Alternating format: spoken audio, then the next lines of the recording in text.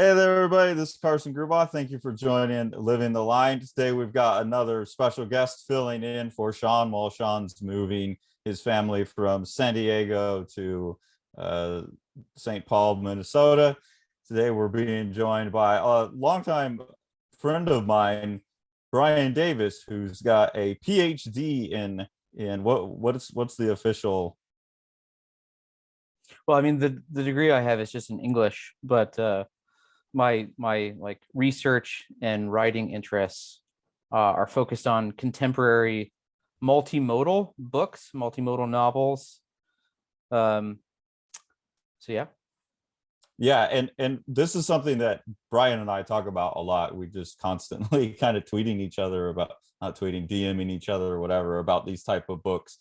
I've done a series of reviews about a lot of these type of books that I found on my own, and a lot of them that Brian has turned me onto. So I thought, since we have an expert in the medium, and since I think there with multimodality, that's one of the big buzzwords for comic books, and a lot of these books have graphic elements in them, I thought this would be a cool discussion to see kind of what the other, like Ryan Hughes says he does novels graphic instead of graphic novels, and so I'm just curious to get like the other side of it. So can you tell us more about what that means for you and what your research was? Yeah, so I'm also curious to know what the conversation in comics communities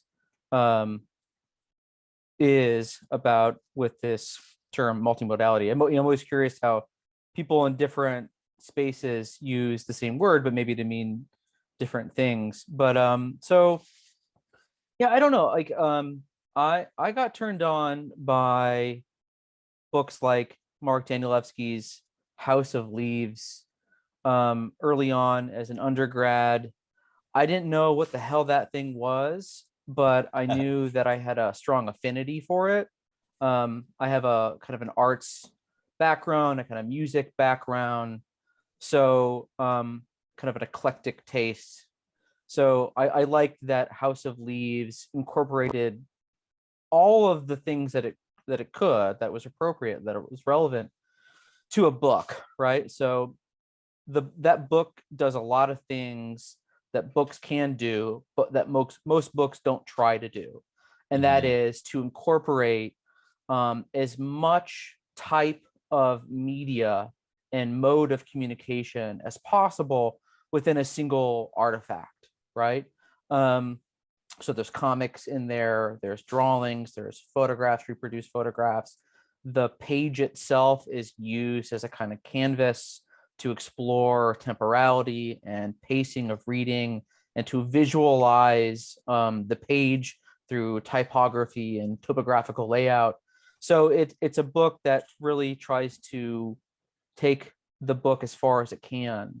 And when I first encountered that book, I was also finding myself fascinated by the discussions in what's called narratology or narrative theory, which really, in my first encounter with those fields, was focused on questions of form, of structure, of design. And I found those conversations just much more interesting to me than a lot of the more, I guess, political or ideological focused conversations. I was interested in form, right? So when I came across that book, it made me think about the form of the book and literary form in ways that I had never imagined. And so I guess I started to seek out books that experimented with the medium of the book itself as a literary expression, as an object. And that took me to all kinds of places. And the kind of academic, highbrow academic narrative theory field didn't really start to think hard about what multimodal literature was or is until like 2008, 2010. That's kind of when it started. So it's really a 21st century field that sort of comes from research in literary history, literary studies, narrative theory, a graphic novel, a study of photography and film and cinema. I mean, and visual arts.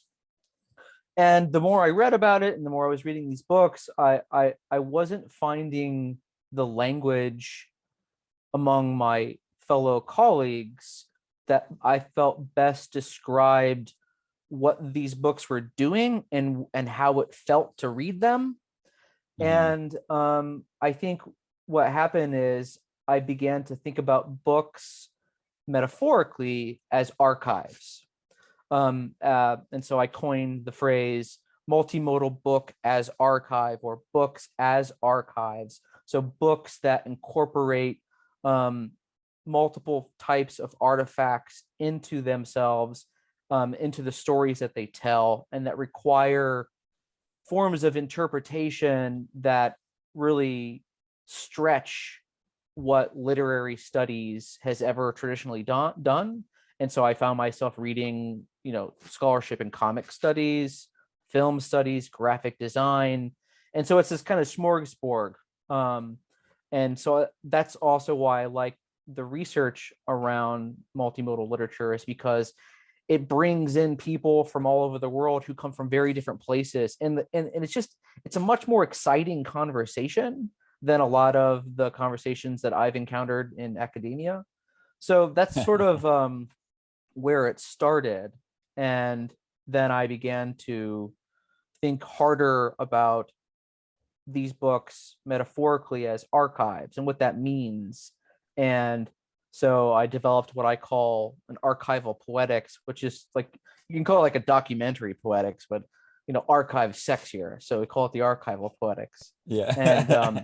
And for me, it's a poetics of documentation and preservation and transmission. So it's all about documenting, recording, preserving, organizing, collecting, categorizing, and transmitting. And you find that kind of in a lot of these books. And so, yeah, I mean, that's the sort of kind of thumbnail of my sort of encounter with this and trying to find a language to talk about it.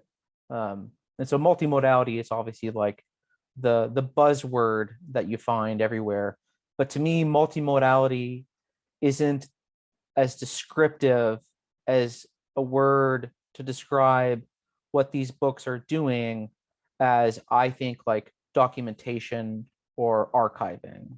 So it's really putting a lot more critical pressure on what those words can mean and how we can think about the actual profession of archiving, and of data collecting, and put these things, use the language, the discourse, the lexicon of those professions, and kind of transpose them onto the book. And sometimes it's effective, sometimes it's stretching the metaphor too far, but I find it's been helpful. And within a number of these books that I've read, the archive makes sense. Like the Walter Lair Life and Books is an archive. House of Leaves is definitely an archive of like different documents. The Ann Carson one that you just recommended is like that. Ship of Theseus is definitely, the Ship of Theseus probably out all the ones I read is the most archival. Because of all the extra objects that are put inside it. Yeah, and I'll play with that right now since while we're talking about it. Like this book, and people can go see, I've done a video, but it's like stuffed full of postcards and all kinds of things. And then the book itself is like a faux archival object in that it's like the characters have written in the margins, and that's reproduced really well and stuff. Yeah. So like that makes some sense to me, but some of them I think, oh, we knocked my camera out. Oops. The multimodality thing to me seems like it's going to cover a broader spectrum of Absolutely, the books. Yeah. And I guess me being from comics, I'm trying to think of when I first encountered that term. Probably 2015 with Nick Susanis's Unflattening is where I encountered that idea. But I think of multimodality. Yeah, just that term. I could be wrong. I mean, how do you and others who, you know, spend a lot more time making and writing and speaking about comics talk about that term? Because to me, like comics comics were like always multimodal, right? They always Yeah. incorporated. I mean, I'm sure that you have like non-verbal comics, right? But comics are, they incorporate the image and text. And you know, like some people will like, oh, I read a comic book in like 30 minutes. Yeah, but did you look at the pictures? Right? Like you have to slow down and look at the pictures too. But so yeah, I mean, what's why is that word so important to you and to those of you who use it? Well, I don't know how many people in general in comics use it. I think it's pretty much the academic scholars. And I don't know if it's because multimodality was something that was already being talked about and it was an easy thing for the comic scholars to latch onto, or if it kind of came from the comics scholars. But one of the things that you're arguing for, or like Nick Susanis is arguing for in Unflattening, is that when you're working in multiple communication modalities, you're working in images and in language, you're doing a conceptual unflattening. That's why he calls it unflattening, that you're engaging more parts of the brain. And so you're able to understand the thing from different angles. You can understand it from the linguistic angle and the visual angle. Um, and so I think it's just an argument, like comics people especially like it because it's an argument for what we've always, whether we had the word or not, it's like what we've loved about them all along. Right. Right. So I wonder if, you know, there has been some attempt, because I'm not as familiar with comics studies as you are, um, if part of the appeal to comic scholars and using some of these more academic terms has been part of the project of sort of legitimizing comic studies within the academy. I mean, at this point, you can find comics classes in most R1 and R2 colleges, even in community colleges, right? So and that happened pretty quickly. But I think if you were to go back 10, 20 years ago, not so much, right? yeah. And you know, not so like legitimizing it from an academic point of view, which is basically like to get administrators to approve of this thing, which was always serious in some sense, right? Um, and so, you know, like using that language, I wonder if was that part of it, you know, like. I think that's a big incentive for it, right? It's like, look, we like, I'm sure you've read Understanding Comics, right? Yeah, I did. Yeah. By Scott McCloud. Like he had all of that in there. He just wasn't using those words and he wasn't at an academic institution or anything. But I think people started realize, like Nick Susanis, especially with Unflattening, that was his doctoral thesis was done as a comic book. And he understood that he's operating within that venue very specifically. So yeah, you got to throw around the fancy Yeah, I'm sick of it, to be multimodal honest. of having to use the fancy words. Yeah, well, I mean, I just feel like, I mean, this is maybe an aside. I don't know if you want to edit this out, but like one thing that I do find about academia in general is just a kind of like general fluff Yeah. that's kind of everywhere. And we sort of we have this rhetoric, this way of talking about things that makes the books and the work that we're doing seem a lot more complicated. And not everyone will agree with what I'm saying right now, but it makes it seem a lot more complicated than it really is. And so there's a lot of labor put into raising the things that we're doing and the work that we're doing. And I don't mean to delegitimize any of the work that people do, but it does seem that like sometimes the language is there for stylistic purposes, or to overcomplicate things that are maybe simpler than we're making them out to be. That's my experience in academia, but that's not everyone's experience. But I found myself doing that, and I'm trying to cut it out. Well, I think it's everyone's experience. It's just whether people subscribe to it or not, right? Like some people think it's the appropriate way to go, and people like me, and it sounds like you're going that way too. Just like you don't need to use all those words. You can communicate this more simply. The guy I worked with on Strange Death, Dave Sim, he always used the word baffle gab, and he talked about academic work as being baffle gab. You know, it's just words that are meant to kind of make you go like I'm not getting it, like I'm not as smart, you know. Right. And to me, that's a failure of the writer. I think a great writer doesn't need all of that. They'll get the point across with simple words. Yeah. But the terms like that are useful too, right? Like Sure. I can say multimodal and get that across in like half a second, or I could sit there and like decompress it and say books that use pictures and words and like, you know. Oh, for sure. I mean, categories, terminology, to, you know, it sort of helps to shortcut our way to talking about abstraction and ideas and objects. So I don't mean to say like we shouldn't use the word multimodal. I think it has an object that it defines, and I can't think of a better way of describing it. But I also think that, having been in academia for 10 or 15 years now, that there's a kind of constant need to develop new terms for things that maybe already have terms. And there's a kind of incentive to redefine things in a way that's like new and sexy, but actually doesn't provide any new content to what's being discussed. So there, I mean, I've encountered that anyways. I'm guilty of doing that by developing what I'm calling like the archival poetics. I mean, the work that I do is, you know, it's in sort of narrative poetics. My goal is to try to find a language to talk about how literature works, how it functions, and what it's like to read these things. And so, yeah, I will have to like draw on a lot of scholarship, and scholarship is filled with a lot of terminology. But sometimes I think the terminology, it becomes the focus rather than the object or the experience, which as a reader, I want to prioritize.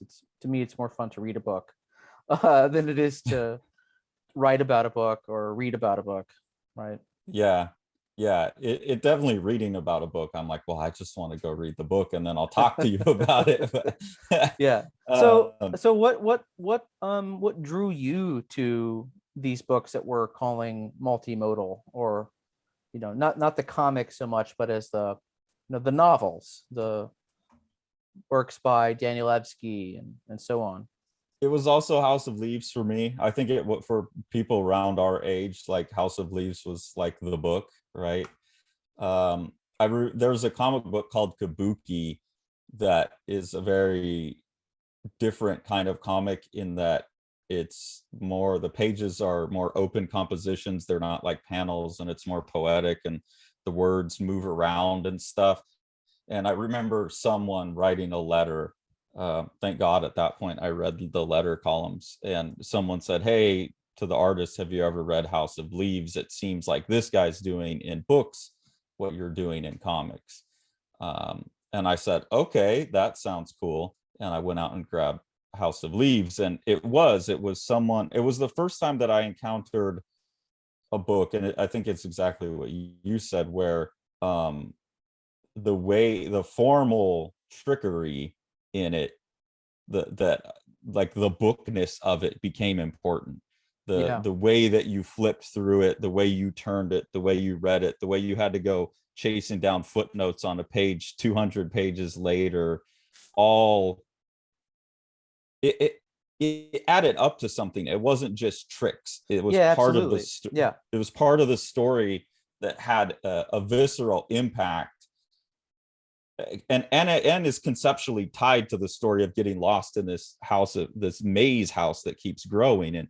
And so like I immediately realized, like, this is it's not like S where it's just kind of like a trick, you know, it's like a gimmick, but I don't know that you need it as much. Like House of Leaves, it's so hermetically conceptually tight. So that was my first exposure, and I've just always been interested in formal trickery. I'm a formalist at heart as well, and so seeing that in a book format was just like, well, this is everything I love about comics. It's just a novel, Yeah. and can I have more of those? Yeah, I mean, do you remember what year that was? 2000, and it had to be 2003 or 4. Oh, really? You came across it sooner than I did. I wasn't until I was in college, so it would have been like 2008. So Okay. I encountered House of Leaves after Only Revolutions was published, and then Oh, when I found that book on House of Leaves, that's when I started to go down that path. And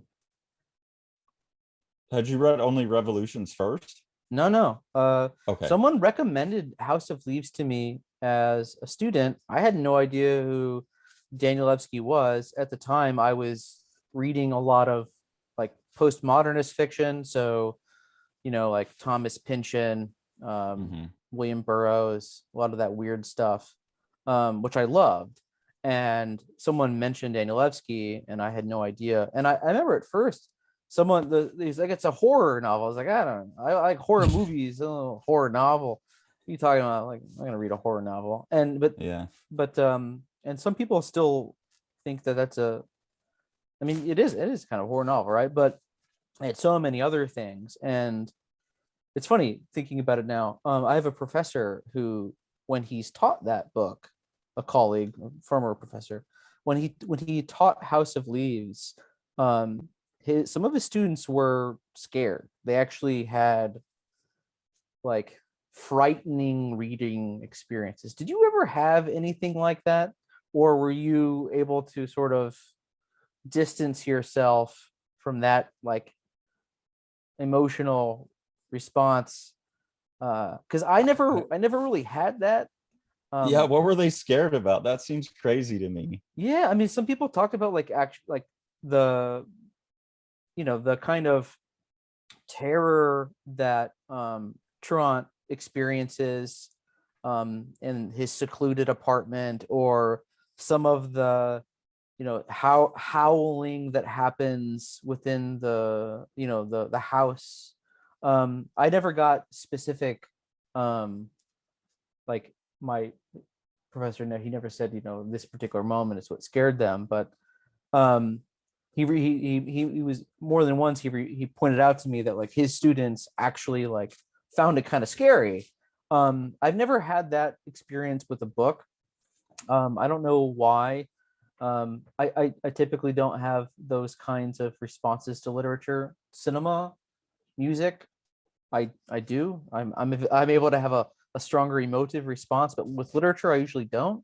I don't know what that says about me, but yeah, like you, I was fascinated by how not only at a formal level, at the level of the medium, House of Leaves was sophisticated and fascinating and completely bizarre, but the writing itself was fucking great. Am I allowed to cuss on your Yeah, podcast? yeah, yeah. It was great. It's Like Danielewski is actually a very good writer, right? Like he develops characters very well.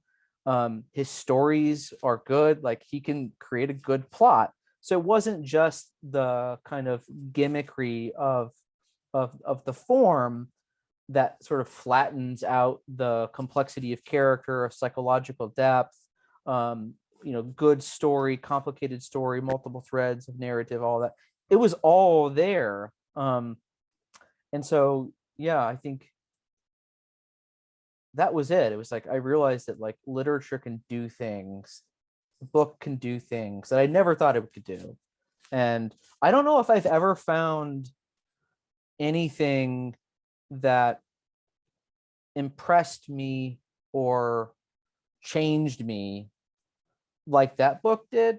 Um, mhm. I mean, Only Revolutions was great. Um, the Familiar is incomplete, but Yeah, I found sadly. that the Familiar, it was harder. It was just a much harder book to get through. Um, Really? I found yeah, that to be very breezy. Like I'd get a new volume and I'd read it in like 2 days.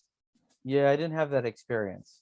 Whereas like House of Leaves, I'd feel like, okay, I'm sitting Take a down break. for the night and I'm gonna get through a chapter and I'm gonna have to flip around through all the footnotes and like solve all the puzzles. Like I never got scared about it. It was just Yeah, like this puzzle that I was kind of unpacking, and it right. felt like a lot of work. I feel like the Familiar is where, I mean, he's always a great writer, and like you said, that excuses the formal trickery, because the formal trickery is just there to support it. It's not about the formalism.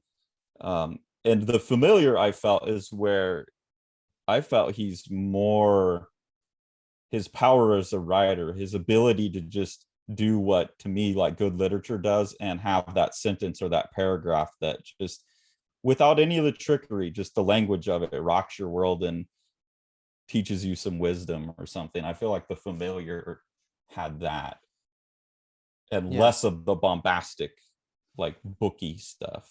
yeah. I mean, with the Familiar, I mean, I read through all of it once, and then I went through and read certain characters multiple times to do this thing I was writing, and it didn't matter the first time. So I'll back up. The first time I tried to read it, I couldn't even get through volume one. I Really? just, yeah, I just stopped. And then the next time I got through it, and then I started volume two, then I stopped. So I had a lot of false starts, getting through the whole thing. And then eventually, I was able to do it. But um, it took me a while to figure out how to really appreciate what he was doing.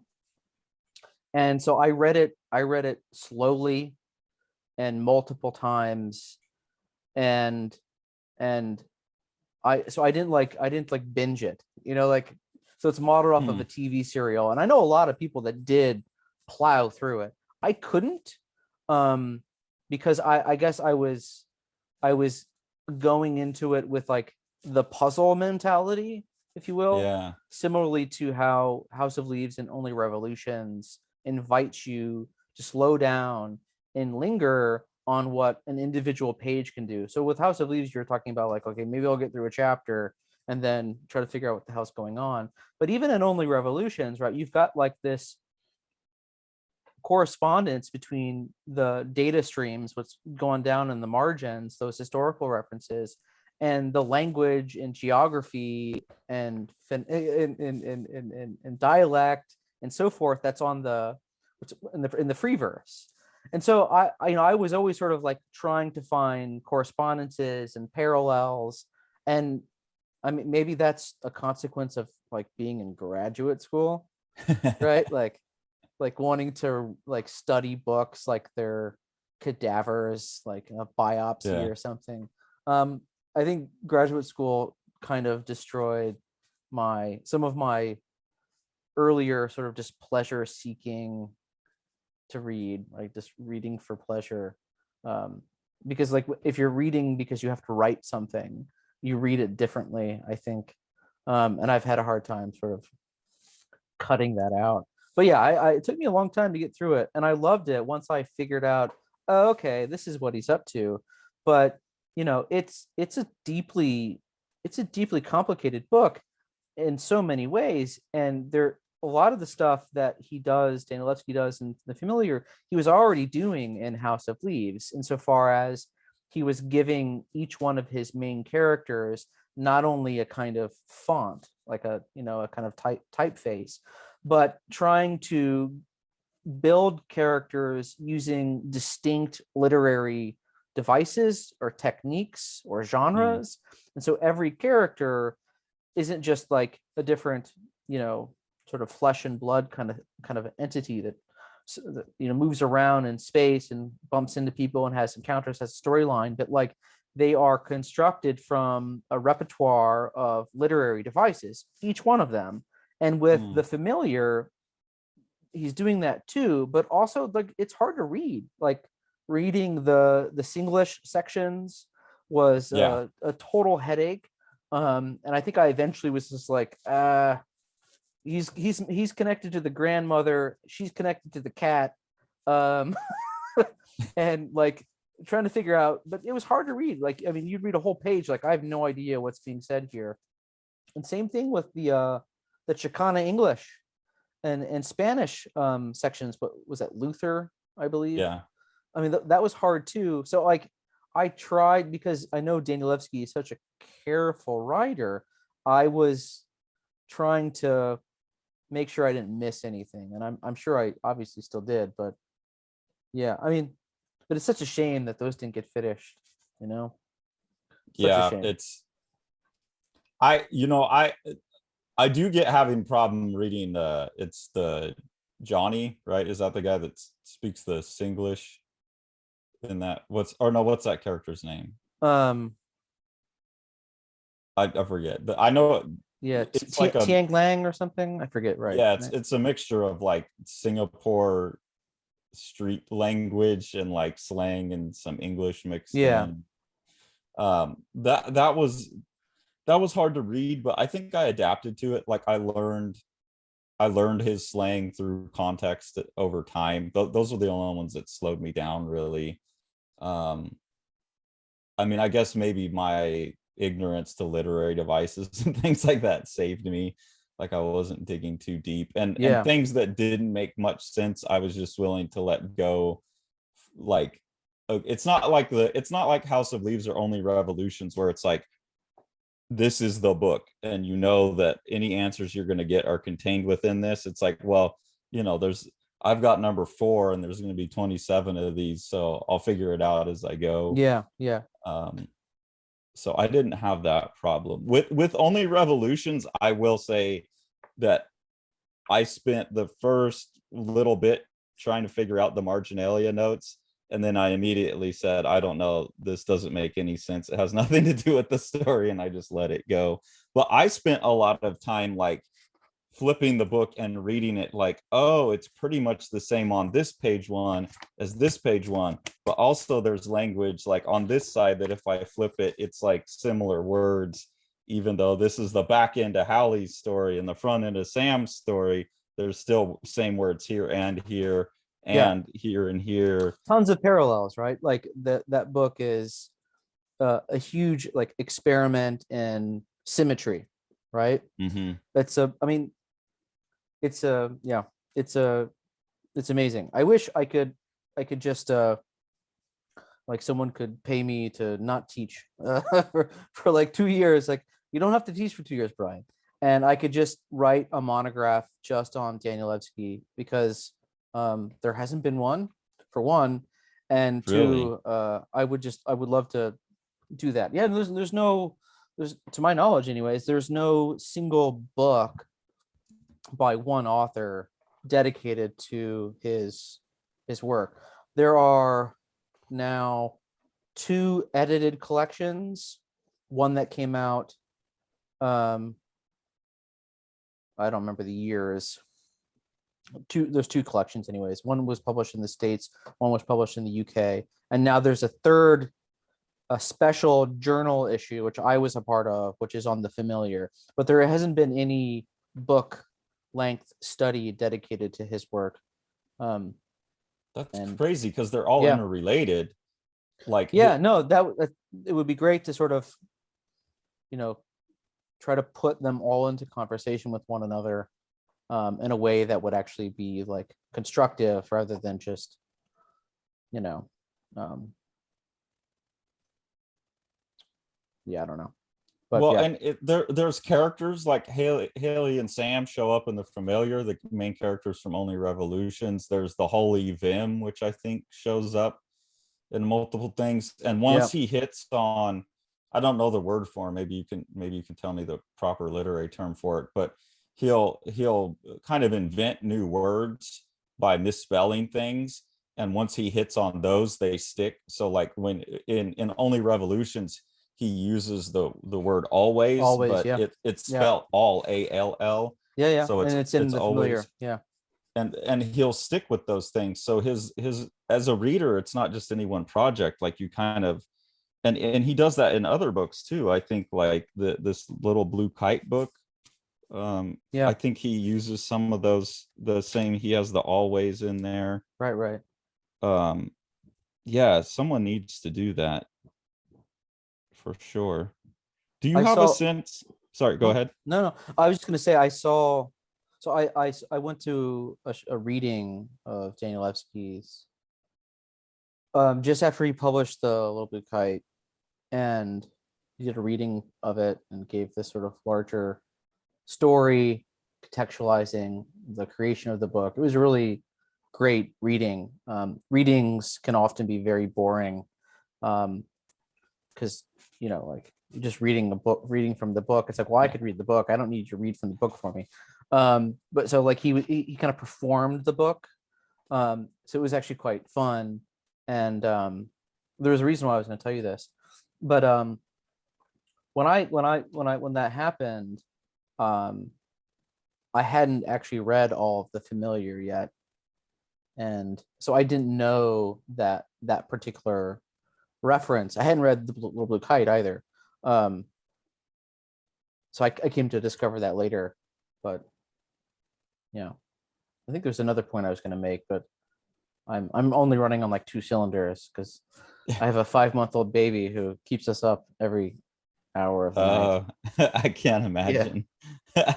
No thanks. Was there some connection between the Little Blue Kite and the familiar? I didn't pick up on a connection, like a character or something No, from not that I know of. Okay. The question I had asked him, Danielewski, this is becoming a podcast about Danielewski. We'll move on eventually. He has a stock kind of anecdote that he provides during his readings, which is that House of Leaves, it's based on a film. Only Revolutions, it's about music. The Familiar, it's about TV, right? So he's talking about remediation, right? How the book can incorporate or kind of consume other media. An argument that Bakhtin, Russian literary scholar, made like, I don't know, 90 years ago about the novel as being a kind of a book that can incorporate the novel as a genre, can incorporate all other genres into it. And that's what makes the novel distinct as a kind of genre, is that it's ever expansive. It can incorporate anything into itself. But anyways, I was asking Danielewski, well, if the House of Leaves is about a movie and Only Revolutions is about music and The Familiar is about TV, what's the Little Blue Kite about? And he didn't have an answer for it, which I was surprised because I figured he would. And he said maybe it's about meditation. And he went on to tell an anecdote, personal experience that he had meditating. And so I don't think he was thinking about that book in the same way he thought about these other books. It was more about this sort of very specific transformative experience that also, I think, seems to have occurred to him as he was also becoming a father. And so hence the incentive to sort of write a children's book. But I didn't really notice a lot. It's a kind of outsider, I think, within the larger collection of books. Well, it's still got the formal trickery though, because Sure, depending on how you read it, there's 3 different stories embedded in there, depending on if you read all the color text or just the white text. Or Sure, yeah. So I mean, it seems like he's playing with kids puzzle books almost. Like if he was remediating anything, he's remediating a kid's book into an adult book. Yeah, maybe. I haven't read enough kids' books yet. Yeah, I've read enough to know that a lot of the children's stories are about absent fathers. Like dad's not around, he's just not there. So maybe I'll have to write an essay about where are all the dads. Maybe. You were talking about too the I'm trying to think back at how you said it, the ability of the book to remediate pretty much anything. And we talk about that a lot, Sean and I, because it's one of my favorite kind of formal tricks in comics, is that a comics, probably even more so than a novel, and what appeals to me about a novel, like the way Daniel Lowski handles it, or like S, or Life in Books, any of these, the Ryan Hughes XX, they're actually doing what comics can do, is they can have pictures in them too. Yeah. You know, and so like I don't buy that a straight up like written thing can totally remediate, but when you involve pictures, then that remediation can get way more complex. One of my favorite tricks, and I think you would like it since you're talking about archives in comics, is when there's a section of just straight text in a comic, so it's flipping into a novel mode. And some people will just do it lazy. They'll just be like, well, now we're writing. But other people will have it be a document within the story. So you're looking at a character reading a book and they're flipping through it. And it puts the novel into the book, or Yeah, there's if quite a bit of someone's that in writing. Watchmen, right? To some extent, not as well, there's like a comic within a comic in Watchmen with the pirate comic. But there's also like documents reproduced in there, right? Yeah, I guess it's like the end of every issue, but that one to me is almost like the lazy version of it. Okay. Like they're related to the story and they're part of the world, but it's like a dossier at the back. A really good one will be like, you know, like in Watchmen, where the character's reading the comic and then you zoom in on the pirate comic. So instead of having all those extras in the back, you would have like the comedian reading the government report on Silk Spectre or something. And I think that would have been a more clever way to do it. So that idea of remediation is one of the things that really interests me the most too, as well, and excites me about these type of books. Yeah. So I want to back up a little bit. You were saying something about how like about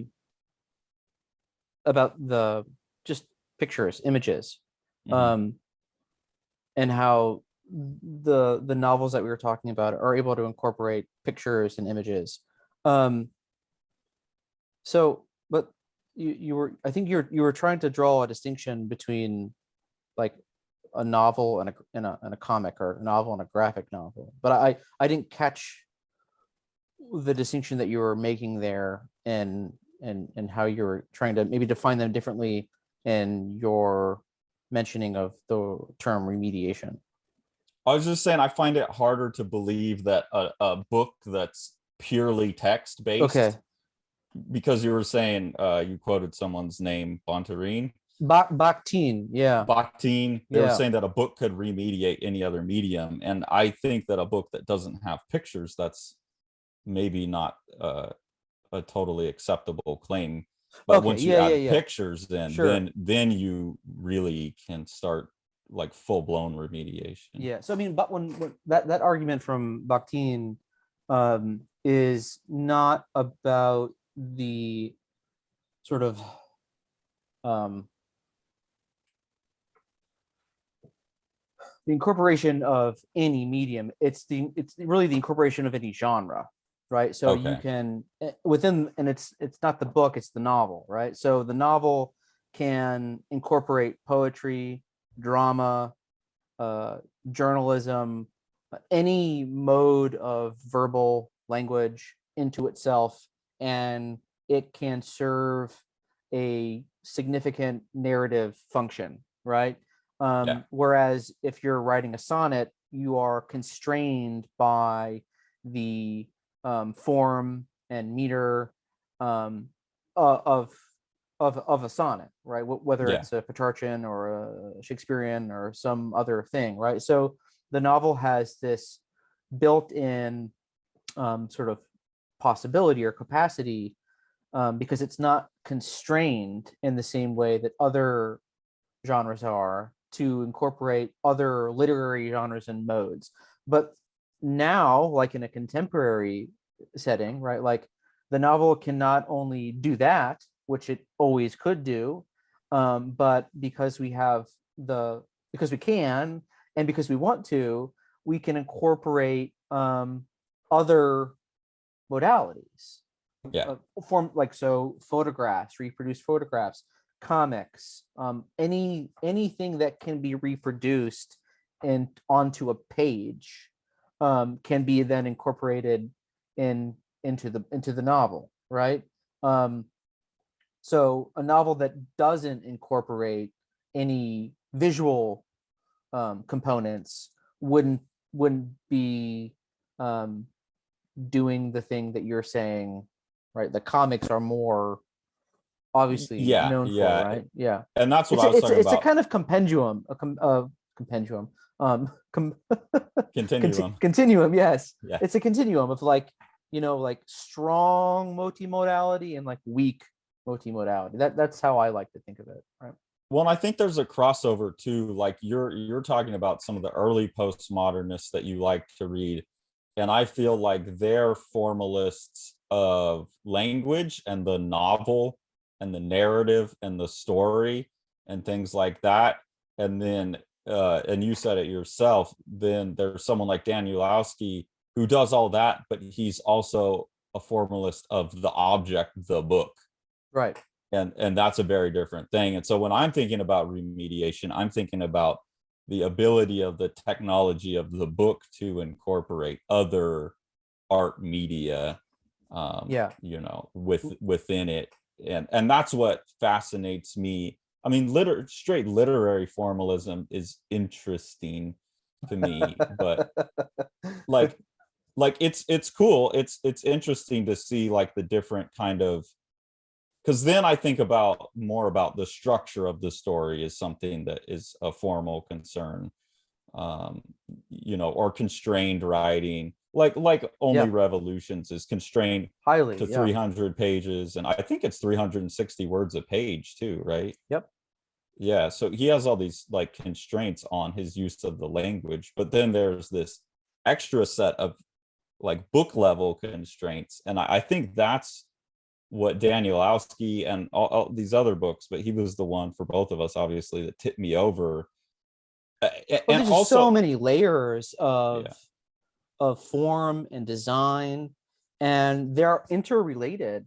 And I guess like the failed detective in me now has a kind of opportunity to pursue and interrogate how this thing is made, right? And that I think maybe that's kind of art for art's sake, or me for me's sake, but it's been, I don't feel like I've wasted any time, personal time, trying to figure out how these things work.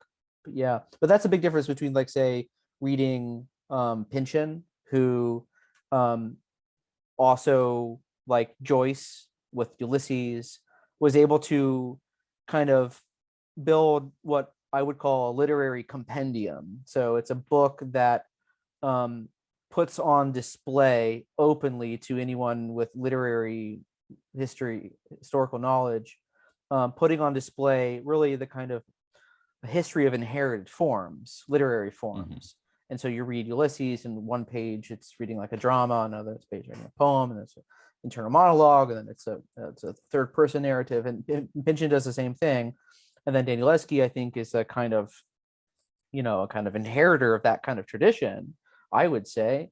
But because of his background in cinema, his family background in cinema, growing up in a computer age, having the resources and probably the encouragement from his peers, and just like the spirit, right, to do these sorts of things, was able to combine that kind of lineage, literary historical lineage, with all of this machinery, this apparatus that we have now to do this kind of work. And there have been so many attempts by writers to sort of imitate the things that he does, and most of them fall short. I don't know how you feel about S, but the Ship of Theseus, I wish I gave it a pretty bad review in terms of the actual content, but the production of it and the vision of what it could be is the best I've ever seen. But like what that adds up to in terms of, You're talking about like production quality of the book itself? yeah, just like the way it's made, the production quality, the idea of it, the amount of, like, I don't know how for a $40 book they produced all of these extras that are in here that are so authentic. Like, it feels like a Yeah. school newspaper, it feels like a napkin, it feels like the book is, it feels like it's got this writing all in the margins. Yeah. It feels weathered, it's got postcards, and then they're all in specific pages, and that's Yeah. only like a $40 book. I don't know who designed it. I don't know how they paid for all these materials. I don't know how they paid to have it bound with all of these things put in there in the Yeah. right spot. Who's the publisher again? I forget. It's a Scribner, no? Mulholland Books. Yeah. No, I think Mulholland you're Books. right about the quality of the production. I mean, I think the familiar, I think all of the, well, I think, Random House has done a lot of great work, from Danielewski to Chris Ware's work. I mean, all this stuff. Also very reasonably priced. I mean, what did I pay for building? What was it? Building stories, like $40? Was that I paid for that? I think. I don't know how much it is. I don't know where my. And then Monograph. I don't think I paid much more for that either. I mean, I think that's like $100 book. no, that was not $100. No way. Let me grab it real quick. I have both of those over here. I don't know if that price tag's on it still. These definitely, yeah. I separate. Building stories is $50. I can barely even pick this up. Yeah, it's Monograph. a heavy book. Monograph is $60. I don't think I paid that much though. Honestly, you got lucky. Yeah. And the That's familiar, cover I price. mean, those were less than $30 each. I mean, I would have paid more. I mean, I think everyone who read those books, who wanted to see it all finished, to the extent that he could have finished them, would have paid double the price per book. I mean, hell, I spend $15 a month on Netflix. Yeah, I'll spend a few extra bucks on this book, which is gonna, give me more. It's gonna make me happier. It's gonna give me something to do, give me something to write about. Yeah. So I to me, like, S had the most impressive kind of tactile and visual, and when you're talking about archives, like this kind of archival experience, but the story was completely shit and totally uninteresting. And my biggest critique, and I think everyone's biggest critique of the book, is the actual novel S stripped of all of the other stuff. The actual novel Ship of Theseus, stripped of all of the other stuff and all the marginalia notes and whatever, is not a good novel. And so it's not believable that this grad student and this other student obsess over this book. Like, if you just read that book on its own, you'd be like, this book. Why did I read these 350 pages? Yeah. Yeah. Yeah. So the kind of the surface of the form, the handwriting, like conceptually really, really cool, right? Yeah. Romantic. Huh? Romantic. Romantic. Yeah, sure, right? I would have loved to have had a prolonged encounter with a book and another student, right? I mean, it's really cute, right? Like, and for someone who spends a lot of time in the stacks, or used to anyways, it's quite lovely. But yeah, I have a similar response to the story. So I wrote a thing on Knox, Ann Carson's Knox, and I recommended that book to you a couple weeks ago, And I probably should have maybe not done that, because the truth is many people who have read it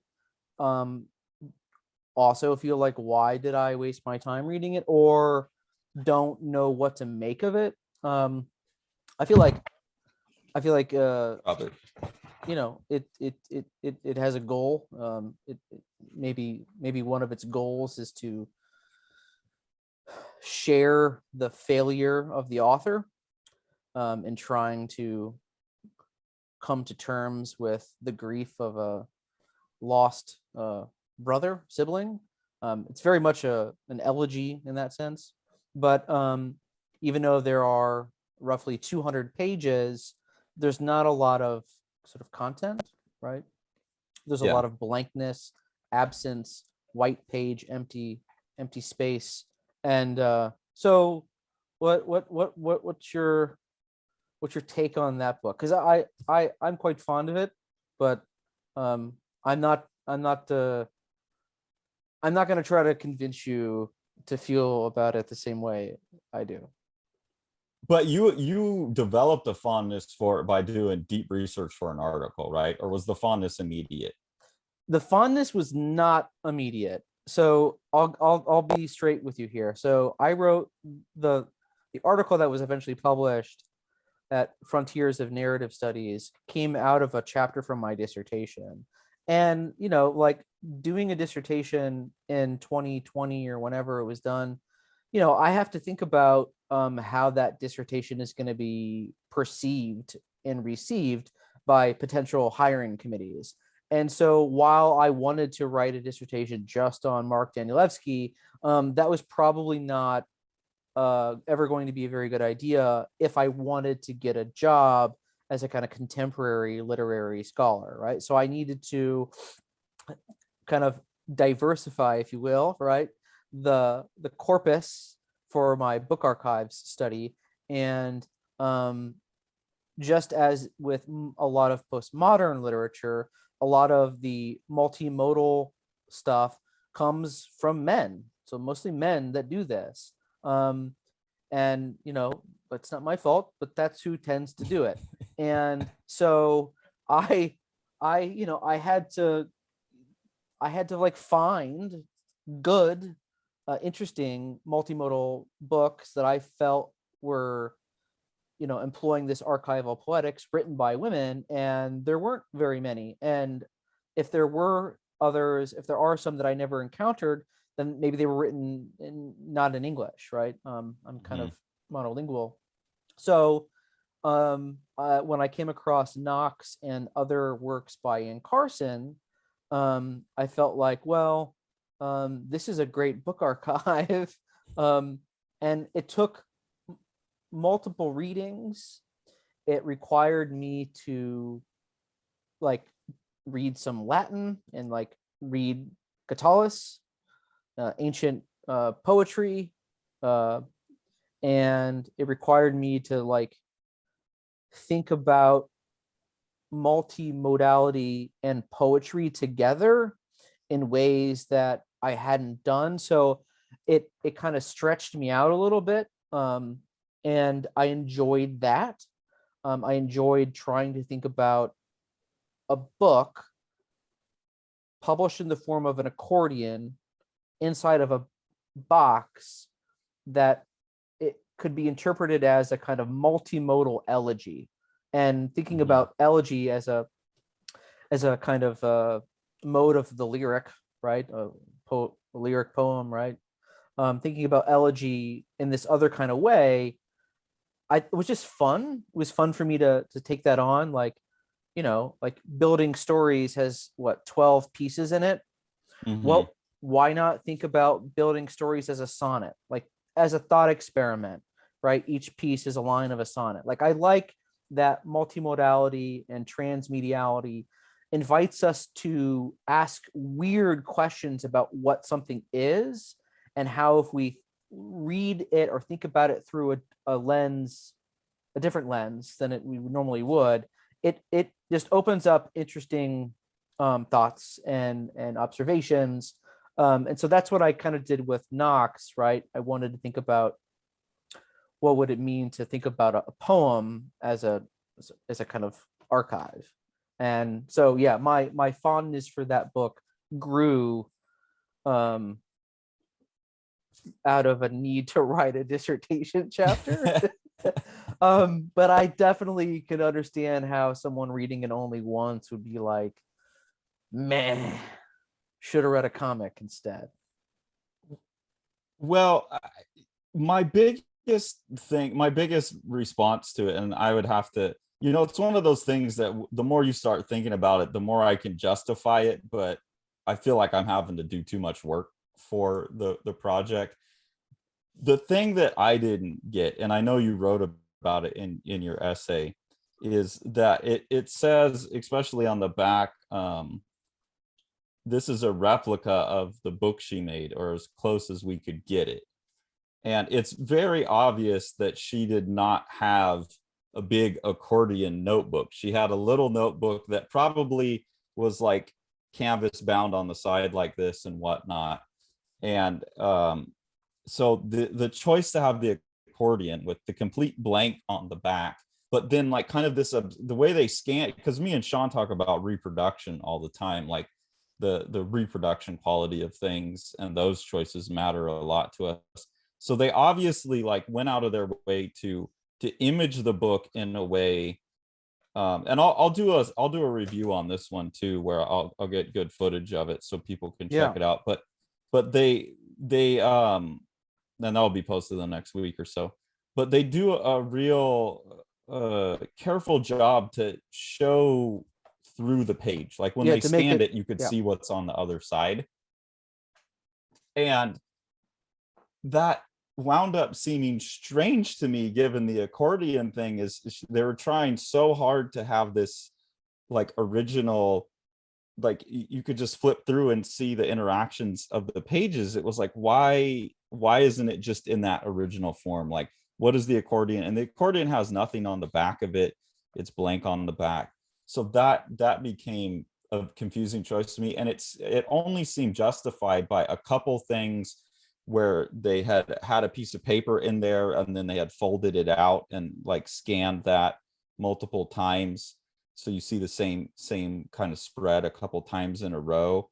That seemed to be the only reason to justify this like spread out view of it, like this overview instead of the book on first read. Whereas like, and you're talking about building stories. In building stories, he has those little fold outs, and when you put them on the back, it's the same. Like you'll have the mom, you'll be like the kids behind the kid's head looking at the mom talking in the door, and then if you flip it over, the panel on the back is the same scene from the mom's head and the kid. So they're using the actual physical material of flipping it to create content, which is, I think, part of what you and I both really like about this stuff. And I just was like, I'm seeing a missed opportunity to use the back of it. And I guess like the emptiness is maybe part of it, in terms of the elegy. Right. So the book started off as a scrapbook, right? Like it's Anne Carson, who's a like highly respected Canadian poet and essayist. Her brother dies, and she begins to sort of fill up this scrapbook. And in the scrapbook, there are all kinds of things: photographs, reflections, philosophical, historical, and she also begins to translate a poem by Khazars called Poem 101, which is the poem that he wrote for his dead brother. So there's these interesting sort of parallels going on here between Carson and her sibling and Khazars and his sibling, right?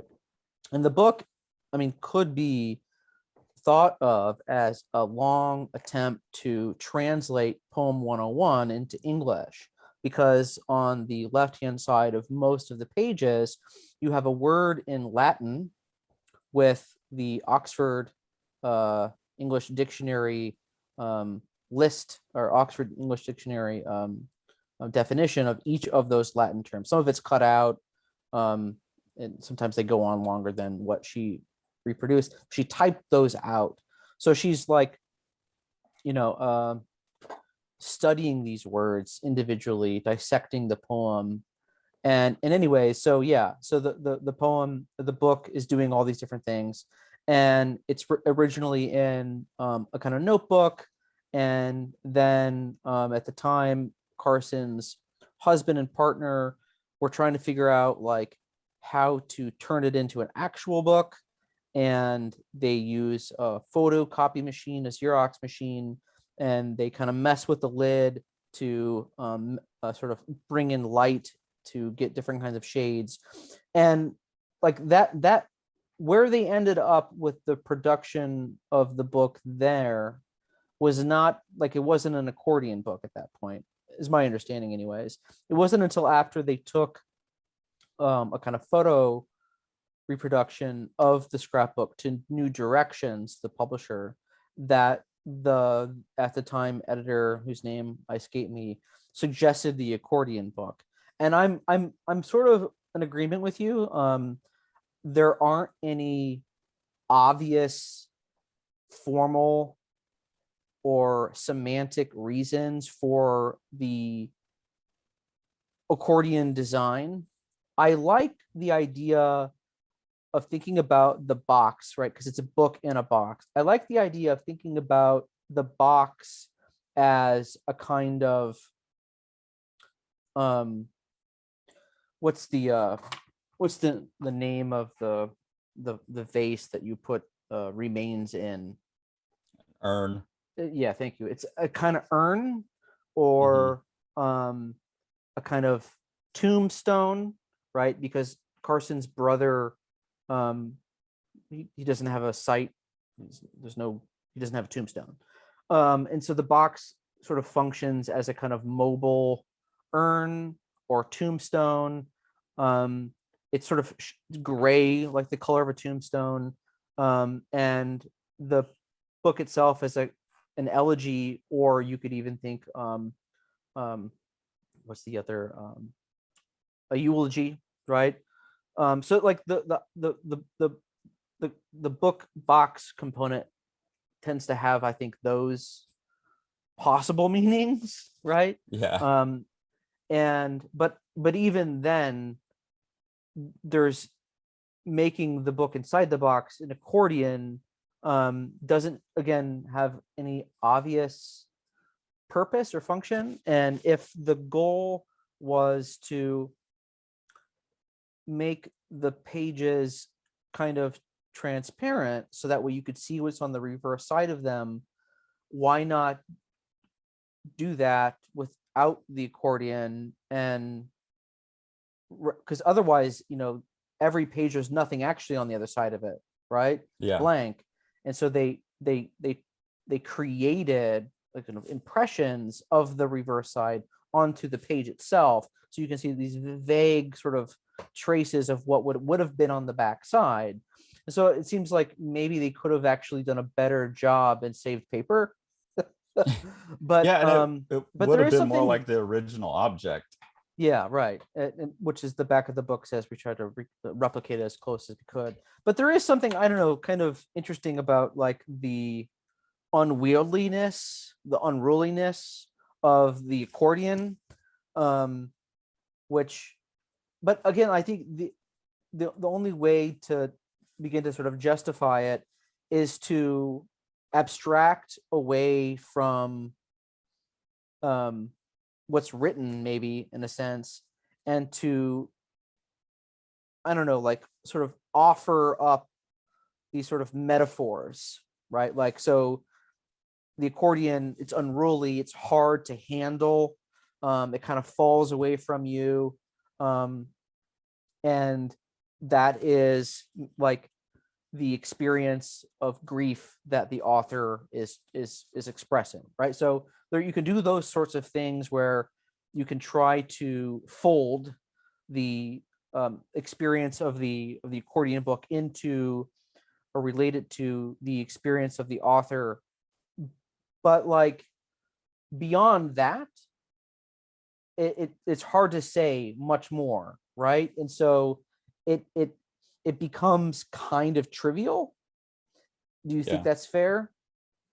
Yeah, I thought the accordion structure, like I said, I could map more onto it. I could say, oh, there's like Exactly. life on this side and emptiness on that side. Right. Or like if you really took it and stretched it out, there's something about like your life passing before you in the final moment, like the whole thing's present all at once. It's not a page by page thing. It's there's something about it. But it was so easy for me to sit there and just flip the pages like a regular book and never really, like you said, struggle with the accordion of it. Like as soon as you realize there's nothing on the other side, it's like, well, I'm not going to sit here and put up with this pain in the ass like I'm going to do. And you can start like being gracious and saying, well, that's what people do in life once they realize the pain. But I don't know, like there's certain authors like Danielowski where I may not understand everything he's doing, but it's obvious that everything's very tightly synced up. And then there's other stuff where I'm like, I'm having to figure this out and be more gracious than I think I should be. Yeah. But I think that Knox and S and other books along the lines of these kinds of things that I got to get that one still. I haven't got it. The Jonathan Safran Foer one where it's all die cut. Well, they only made so many, and so it's hard to find one. And if you do happen to find one through endless searching, you will pay a lot for it. So I've held one. I know someone who has a copy, but I've never read it, and I've never found a copy of it that's affordable, fortunately. And I've heard that the reading experience is like these ones pretty Shallow? like, yeah, a shallow reading experience that doesn't add up to much. But I do like getting these things because the physicality of them, just like there's potential there, and they're like poking at an untapped potential that really fascinates me. Yeah. Like the Ann Knox book, it was like, okay, this isn't the one, but someone else can do something with this that could be, and so I appreciate that aspect of these things. And I just like having them around too, because it's like Yeah. they're tickling me. Yeah. Yeah. I mean, I've tried to find some sort of deep personal explanation for my fascination with this stuff, because most of my colleagues, my friends in college and in graduate school, the professors, my advisors, like most of them were not reading or writing about any of this stuff, for the most part. And I have to just think that, like, part of my affinity for them is like I do have a background in arts, right? Like I was doing a lot of drawing and painting in high school. I went to art school for a very brief time and then dropped out. I built guitars. I've always been sort of interested in different art forms, right? Not just as a kind of appreciator of art, but as a maker of art. And what these books do is they tap into that, right? Like it's not just verbal story, right? It's all these other things, and they're offering us experiences, embodied experiences, right? That you can't get just from watching a movie, or going to the gallery or listening to something, right? Like, and but sometimes, right, and that the desire to incorporate all this media into one kind of physical space becomes the end, and not just a vehicle to create a compelling story with characters that are worthy of our attention and our judgment, right? So, without compelling story, character, and like, you know, morality, and all of those things that we associate with literary fiction and with poetry, then it becomes more of a kind of visual object, not so much a verbal object. So, you know, if you think of this continuum of multimodality, you not just as an sort of, you know, strong and weak or high and low, but also thinking about the modality that is prioritized and the modalities that are more on the margins. You know, I remember you saying to me about Matthew McIntosh's mystery doc, and you read the first 100 or 200 pages and you're like, there's nothing compelling. And, you know, whereas, you know, I've read the first 300 or 400 pages of XX or 20th, or I don't even know how I'm supposed to call the book. And it's providing a lot richer and intellectually stimulating experience than Mystery Doc did. So sometimes these books, even if they're published by New Directions, like that book is, and Knox is,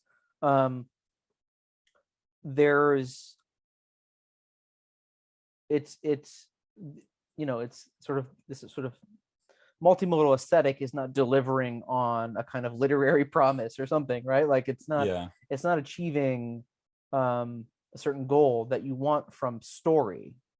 Does that make sense?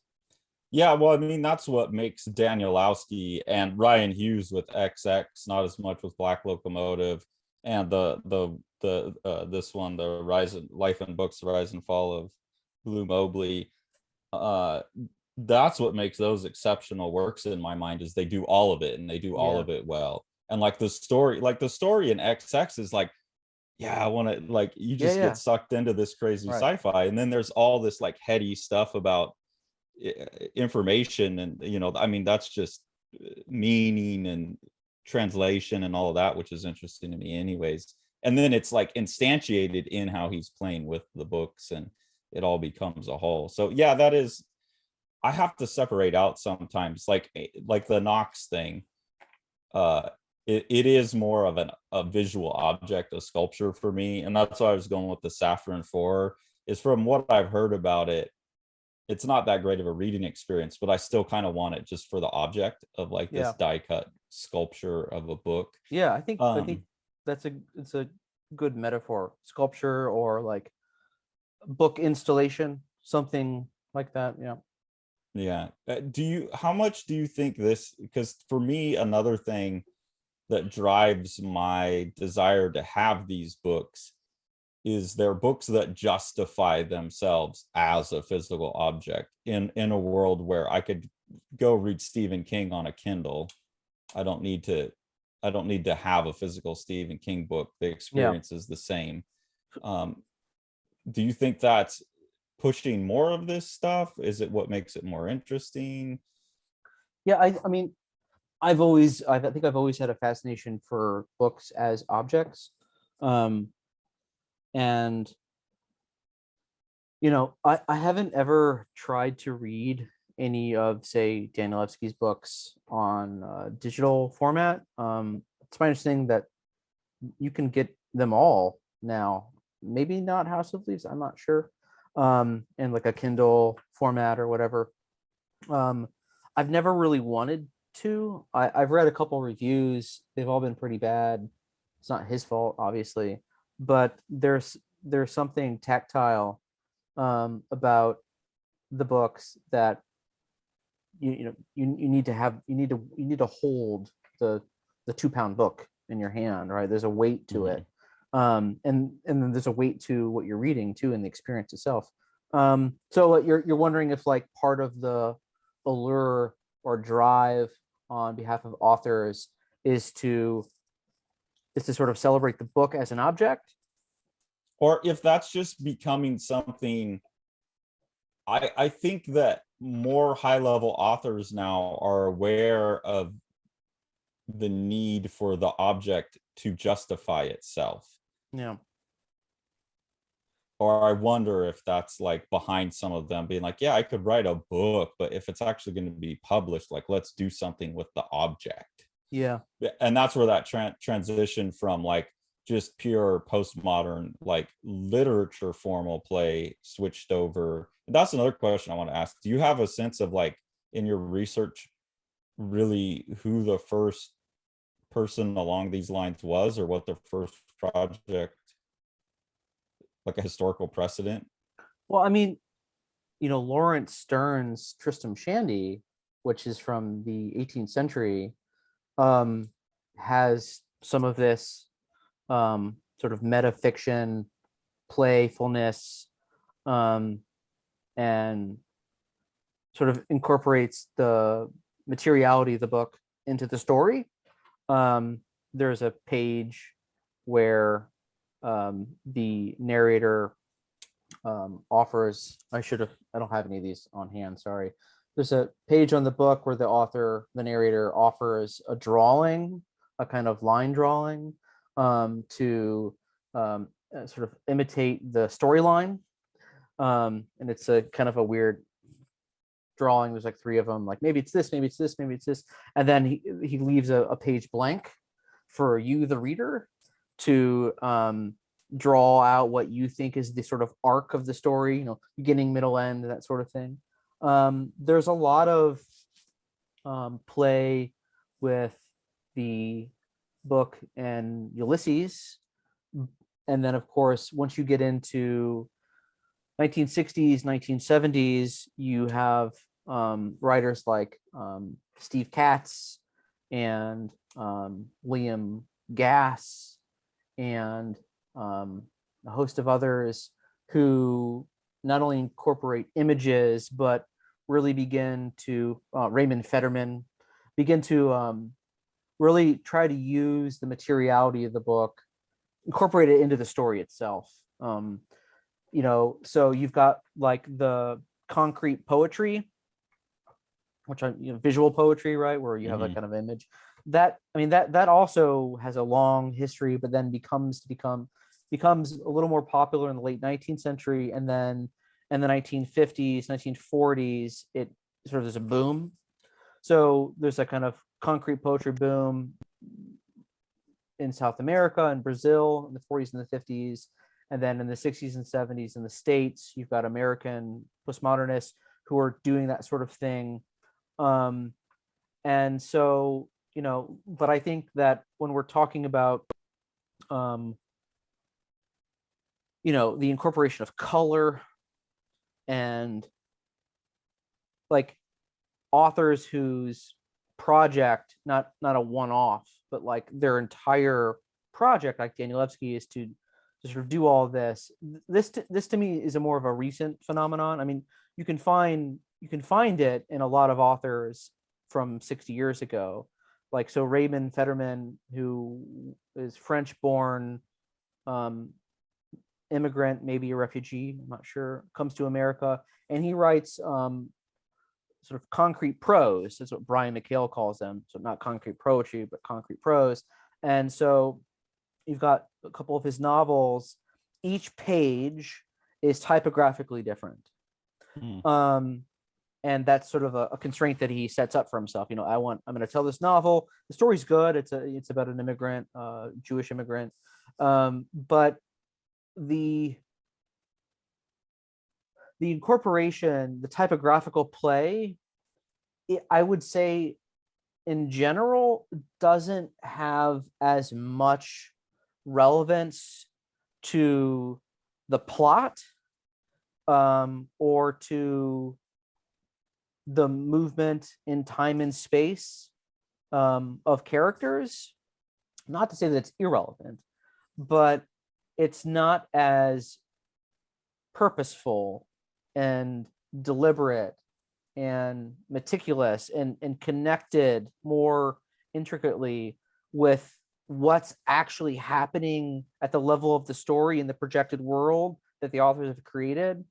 That it's not Danielewski takes that to a new level, which is why, we keep talking about him and why I think he's so important, because I think that with House of Leaves, he he kind of fulfills a kind of potential that was always there, that other writers had tinkered with, but weren't maybe able to execute it in a way that was as compelling. And I mean, House of Leaves, I mean, it's a kind of odd phenomenon that a book so experimental and bizarre, and that follows in a tradition of experimental bizarreness, whose authors like were never very successful, right? Like Raymond Fetterman, Steve Katz, William Gass, these guys, like they weren't wealthy. Like they didn't make a lot of money doing this. Most novelists are also teachers, right? Yeah. But and Danielewski with House of Leaves, like it becomes an international bestseller. It's a kind of weird fluke. How did that happen? I mean, I don't really have that. I mean, maybe I read more about this, but the fact that it was able to become so successful is weird, right? So, I mean, long story short is that you can find this kind of stuff, multimodality, experiments in typography, in different literary traditions over the past 150 years.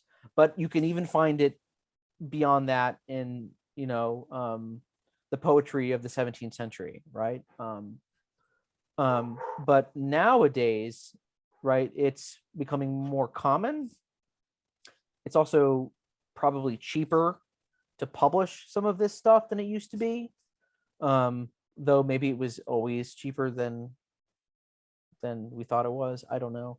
Well, no, the typesetting tools, like the creation tools, once you have the Adobe suite, then it's much easier for Danielowski to sit there in InDesign or whatever and actually typeset his own page, instead of being like the guy who's going down to like with the actual like lead lettering and typesetting it, those jobs that were separated. That's what makes it hard, though, is you also have to be not just, well, same thing with XX. You're talking about like the typography legitimately having a purpose in the story. Like that story, more than any other, the typographic play is so much the characters in such an amazing way. But that requires Ryan Hughes to not only be a like world famous typographic designer that he is, but he's a damn good writer and a damn good storyteller. And it takes rare individuals that have the multiple skills to make these things work. So I was familiar with Ryan Hughes as a graphic designer and like a inventor of type, things like that. I never read anything by him. And then you sent me something on XX, and I bought it instantly, but I don't think I didn't get to it right away.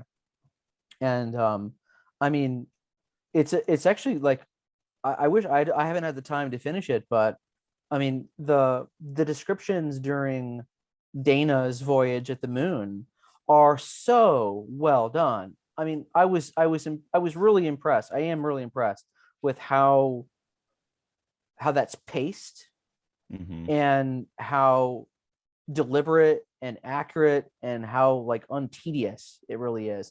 And then when you're in Jax, it's like, oh yeah, this is more comfortable for me, right? Like this is more of that sort of obsession with semiotics, hermeneutics of suspicion and paranoia. And it turns out that this book is really like invested in language and in semiotics and cultural symbols. And I didn't know that even going into it. I knew that the book was playing with type, and I kind of just I thumbed through it. I said, oh, this looks great. I can't wait to do it. And then you realize how invested at the level of story and character and the AIs are in all of this stuff. And it's like, it's actually like right in my wheelhouse. I've really enjoyed reading it. And I think I might have to write on it.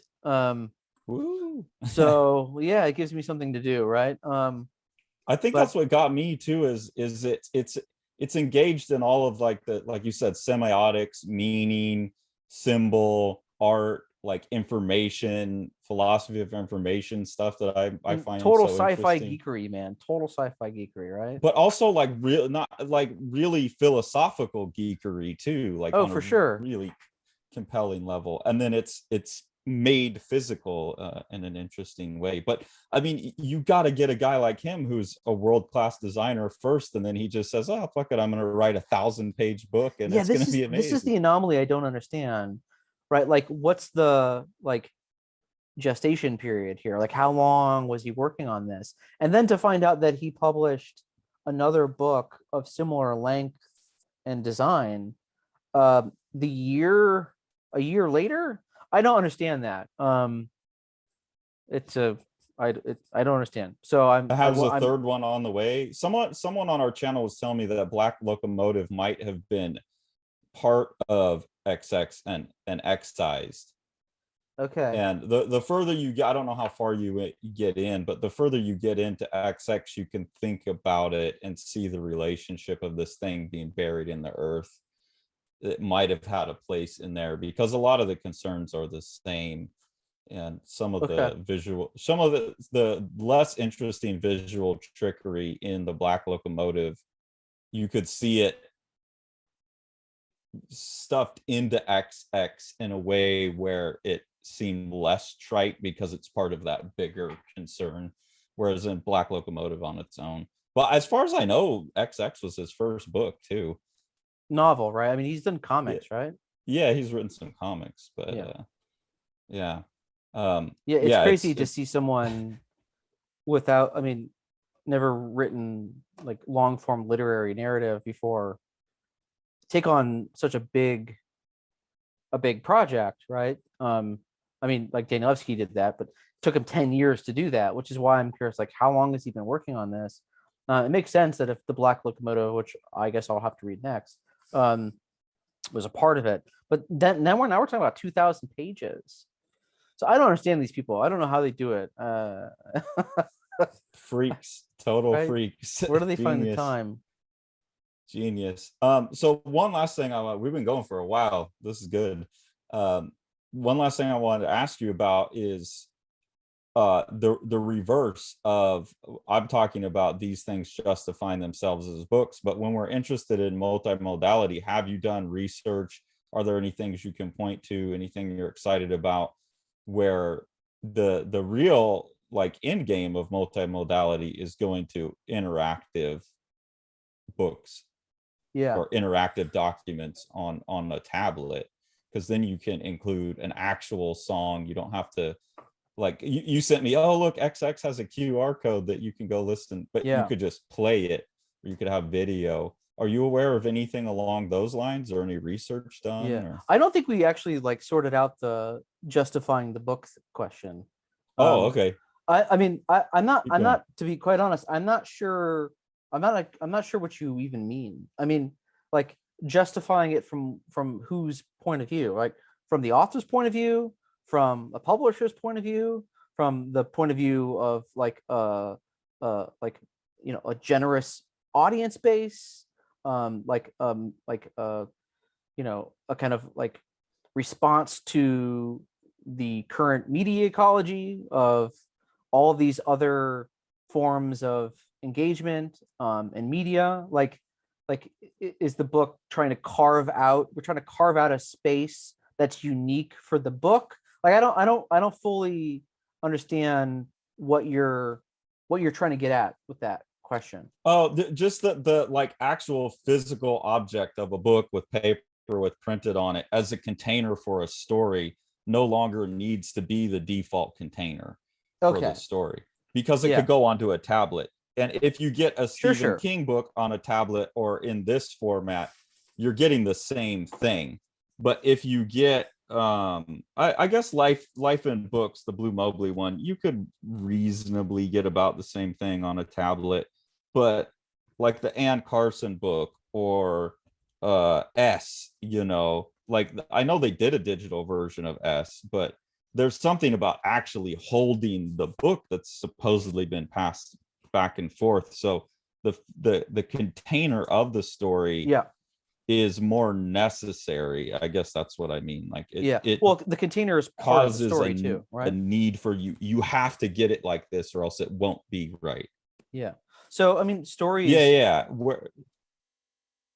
The container is part of the story, right? Right. So Yeah. I mean, you know, I think when we're talking about stories, oral traditions, music, epics, conversational stories, like stories can be inscribed and they can be orally presented and they can be transmitted and carried on in a lot of different ways, right? Like we passed on knowledge and stories orally for many more generations than we did with books, right? The book is not a particularly new, I mean old object, at least in a kind of popular sense, right? Like 500 years. um Yeah. I think that you're right in that, like, most stories that are published every year, literary fiction, that they don't have, there's no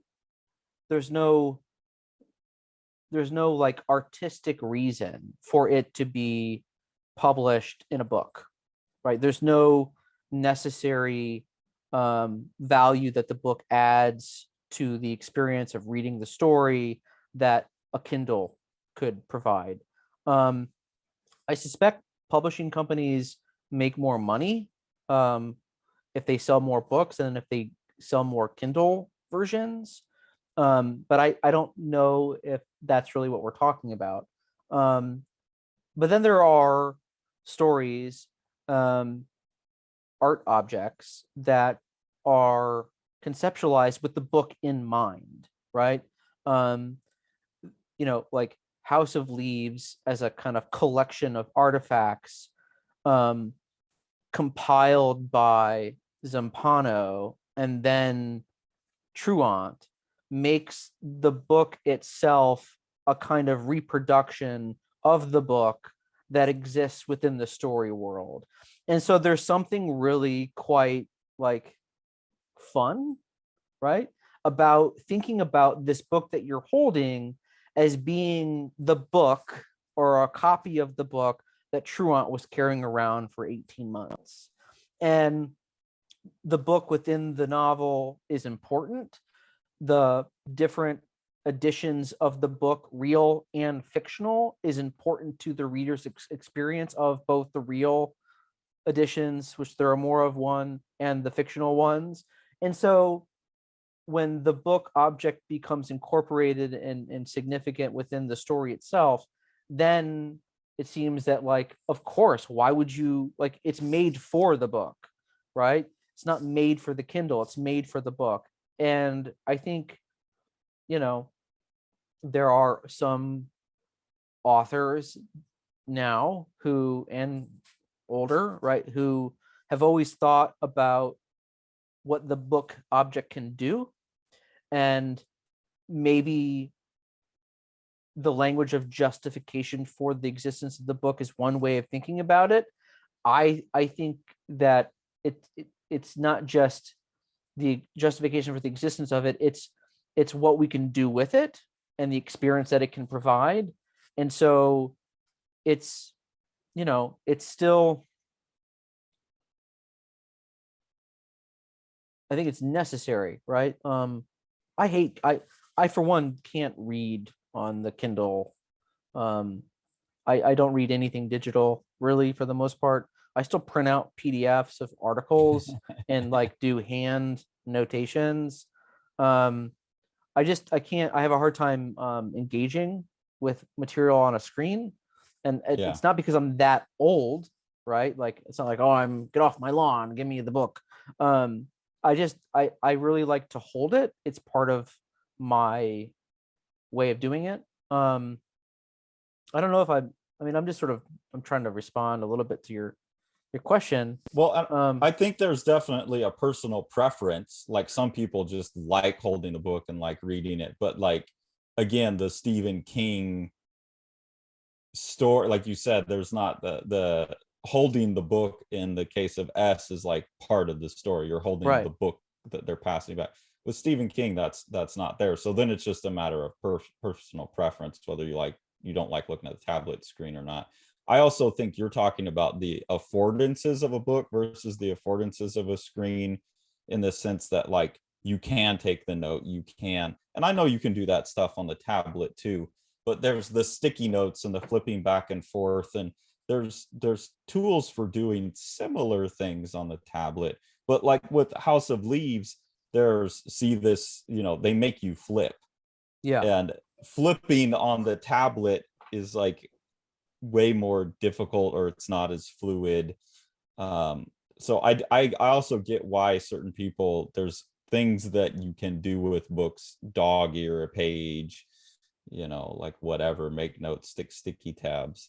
But I get the sense that now that books can be digitized, it's forced more and more authors to think about the actual physical nature of the book. Or the people who just love books, it's like, well, what do I love and how do I use this physical object? Yeah. Instead of just being a mere container. Yeah, no, I mean, I think that's absolutely right. So, people like Lance Olson, Daniel Levsky, the other books that we've named here, right? Like these are authors who recognize, like, they're not working on typewriters anymore, right? They recognize that, like they have the skills and the tools to create books that engage with and draw from, right, all of the media around them, and that they're spending their daily lives watching a movie on a big screen, or texting someone on their phone, or tweeting, and so on and so forth. And I think the people that are media conscious, and what they're doing, and want to try to, and who are storytellers or poets, they want to try to find a way to make all of that daily activity meaningful and relevant and useful to the work that they're creating.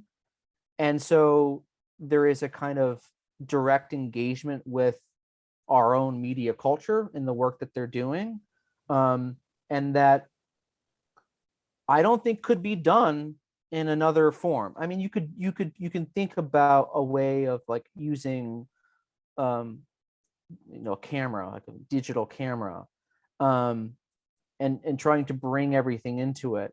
But I don't know how successful that would be, and it would be a more of a visual medium than a verbal medium. And it would also be controlled by the pacing of the director rather than the pacing of the reader. And I think a lot of these authors are thinking about readers, right? I mean, Daniel Levsky is very conscious of what his readers have to do to work through these things.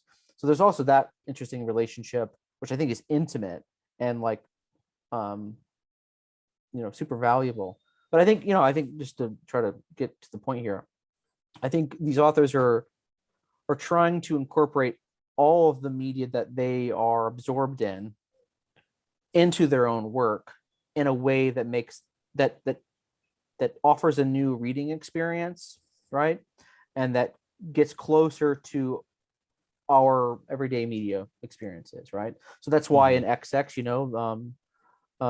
21, right? Like she comes in the form of a tweet, right? Yeah. And it's genius. It's perfect. Yeah, and it works, right? Like it's like, and so every sort of every character in that book, how it's presented verbally, materially, draws from a particular archive of text, and manifests that in a particular way. And I think Daniel Levsky is doing the same thing in his own way. And so long as I think that like authors are really trying to think through the purpose, the form, and the function of these choices, we're going to continue to see more experimentation, and which is exciting. I mean, it's a really quite exciting time to be a reader of these things and an author of these things, because they're more affordable, and more publishers are willing to take, well, there are more publishers, but there's also a kind of a willingness to publish this stuff. So yeah. Yeah, and the excitement, like every time there's one new one that like looks cool, like it could be cool, I want to go out and grab it. I'm a little more leery now after S to go read some reviews. There's another one that has a lot of puzzles and stuff in it that I haven't got yet, that I've heard the story's pretty bad. It's like a train or something, like a Western train What do story you wait? with like Of a, what book? I don't know. There's another one of these books. I'll have to look it up. But the story apparently isn't that great. But I get excited about them because even if I don't like them, I'm sitting there going like, there's something brewing in my head, and it hasn't become concrete yet, but there's something to do with these things as a maker too that just gets me inspired. But then I always wonder, like I said, and that's why I was asking if you have anyone to at least point to, like, is this going the other way? Are there people doing these things in a digital format? Because like Danielowski plays, like in the Familiar, there's like screenshots of a video, and you're like, fuck, if I could read this on a tablet and play that video or get that audio file, like how cool would that be? Yeah, those opening segments in the Familiar that take place down in Mexico, like the white guys, the like the hillbillies or whatever, they're like going down to hunt right at the ranch. And it looks like a, you know, like it's like a black YouTube screen or whatever.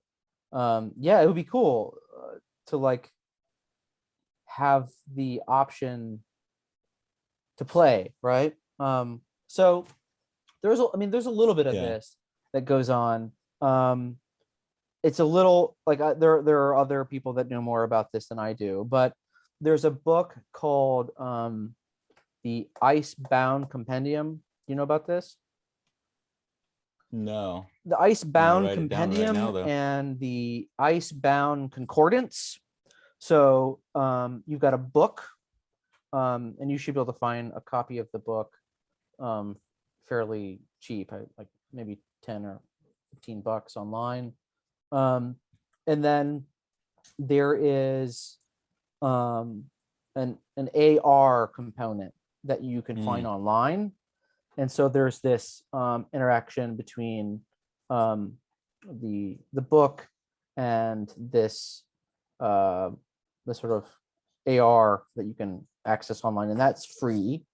There are some scholars I'm aware of that are doing more of this stuff now.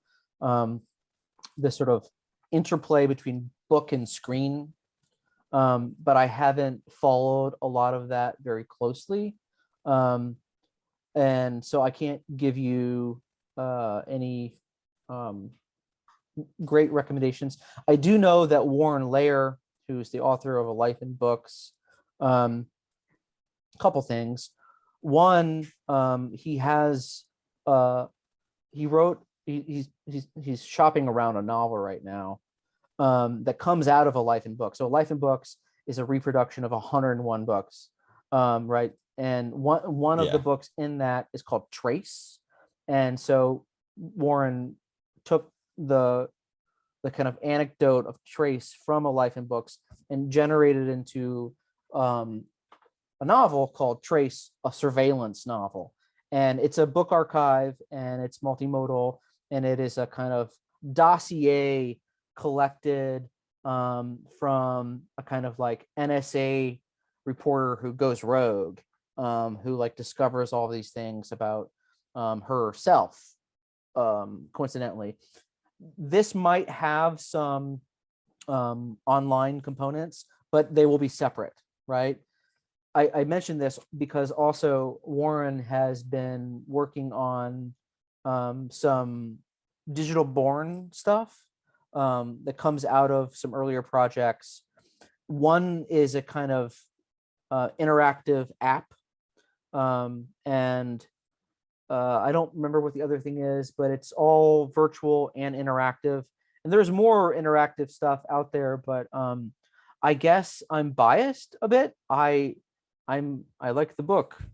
I wouldn't go so far as to say like I fetishize the book, but I like holding it. I like the experience of the book itself. I like that it's mobile. I can take it with me. Again, I don't like screens very much, and I appreciate the aesthetic quality and time that goes into building these things, right?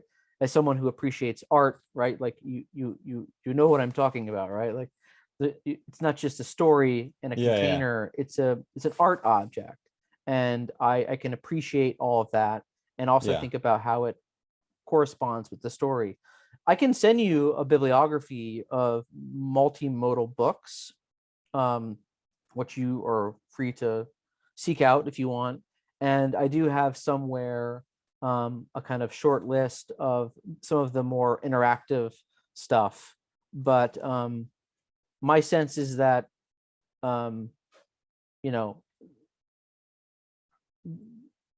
print is gonna I feel like most of the people that I'm aware of, authors, are still really kind of clinging to the book. But it's hard to say. It's a little outside my wheelhouse. But again, I can send you some bibliographies, and you can take a look. Oh yeah, I would love that, because the majority of the things that we've talked about, I love. So I forget what that one was that I gave up on. I didn't like that one.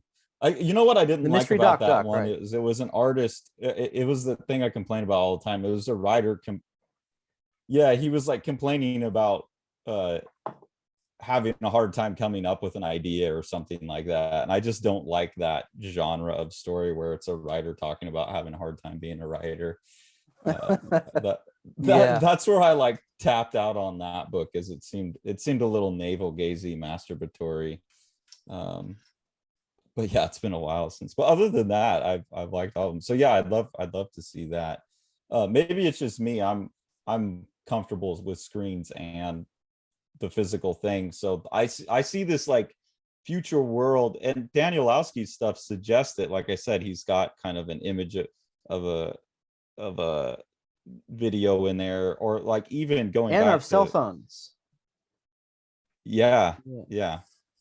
They text, and even going back to House of Leaves, I know it first got sent around on the internet, and the way he always types house in blue always to me suggested a hyperlink. And you always, like, when I'm reading his stuff, I want to like poke the hyperlink and see where it goes, but it won't do it,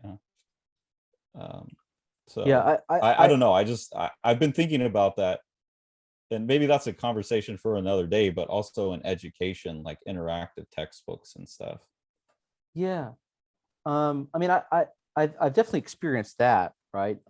As a teacher, I've gotten digital copies of textbooks that are that link up to one another and allow you to highlight and draw notes, and I can get the appeal of that for those who like to do that.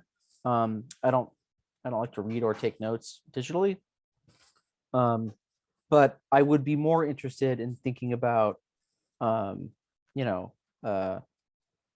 storytelling that makes more wide use of digital technologies. I mean, there's a long tradition of hypertext, right? But I don't know if our current sense of interactive applies so much, right? So I mean, you can read text by Bill Bly and John McDaid and a story. You can read all these things, right, from the 80s and the 90s, these sort of first, second generation story space hypertext. I have I don't know if you can see right there. I have an old Macintosh that takes old takes old floppy disks, and I can play first and second generation hypertext from the 80s and the 90s, and it's fun. And of course you can get them on CD-ROMs and now even on the internet. But it's HTML, it's kind of flat, right? So like interactive, okay, well, you can click a link and you can go that way, or you can click a link and you can go that way, or you can not click a link and just keep going. And so there are paths that you can take, but you're still kind of at the mercy of the software, and your sort of your selection of choices are limited by what the author has provided you. I mean, like, I know that there's probably a lot more sort of interactive texts that are more self-generating at this point, where the choices that readers make actually creates new possible storylines, based on algorithms that are there, and so each choice that you make will actually create a different story, and that's cool. But I haven't dabbled much with that. But yeah, again, I can go digging, and I know a bunch of resourceful people that are into more of that stuff, but I've always been clinging to the book, for better or worse. Well, anything you have along those lines, I'd love to see it. I hadn't thought about that, like in a video game where that it kind of will generate outcomes based on what you do. That's yeah, bizarre. exactly, right. Damn. Why don't you tell me before we wrap up? That just hurt my head. Yeah, which is really kind of cool, right? Why don't you tell me a little bit about this AI comic that you're doing? Like, what I know that like there's a lot of talk right now about AI and fiction, AI and essay writing, AI and comics. So like what's going on? Like, pretend I know absolutely nothing about AI, but I love comic books. Maybe you could fill me in about what this project is. Because I've seen you like post about it. I'm curious about it in writing it. But sorry, say that last bit again. I mean, I've seen you like post about this lately, but I don't really know what the project is, or how it works, or what the goal is, what you're feeding into it. Okay. So I don't know, within the last month or so, there's been a lot of activity. The first one I was aware of was one of our subscribers showed me this new system from Google's OpenAI called DALL-E 2. And DALL-E 2, as far as I've seen, produces frighteningly good results. And like can do, like, just say type it human face and it will generate a fully realistic human face that's not based on anyone, that's not photo bashing or anything. It can handle style, it can pretty much do anything, and it seems really semantically robust and aware. Then on Instagram I started seeing a lot of people posting AI art, but it was done by a program called Midjourney, which is another AI. And as far as I can tell, that one's not as sophisticated, but it's also frighteningly good. It looks like, like you don't need to hire a concept designer. You can just go into AI and type like alien angel of the eschaton, and it's going to give you like the baddest ass design for your movie possible. And so we just said, oh shit, like this stuff is coming and people are going to make comics out of it. So let's be the first. And so we've been feeding it. The first issue is C.S. Lewis's essay, The Abolition of Man, which the thesis of it, I don't know if you've ever read it, but it's basically saying that man has always desired to conquer nature. And at the moment that we conquer nature, that's when nature wins. And he has an interesting build up to that. And I've always been inspired by that essay, and I've used it for a lot of my weird work over the years to do with information technology, which is what my art's always been about since you first met me at Cranbrook, So I thought that would be a good one. And so we just fed it in a sentence at a time, and just whatever images it spits out, 4 images in a square, and I just picked whichever one like looked the coolest or looked like it was illustrating the point the most, and turned it into a comic. Then issue But 2 and 3 there's no is a story though, right? Like, so how are you gonna?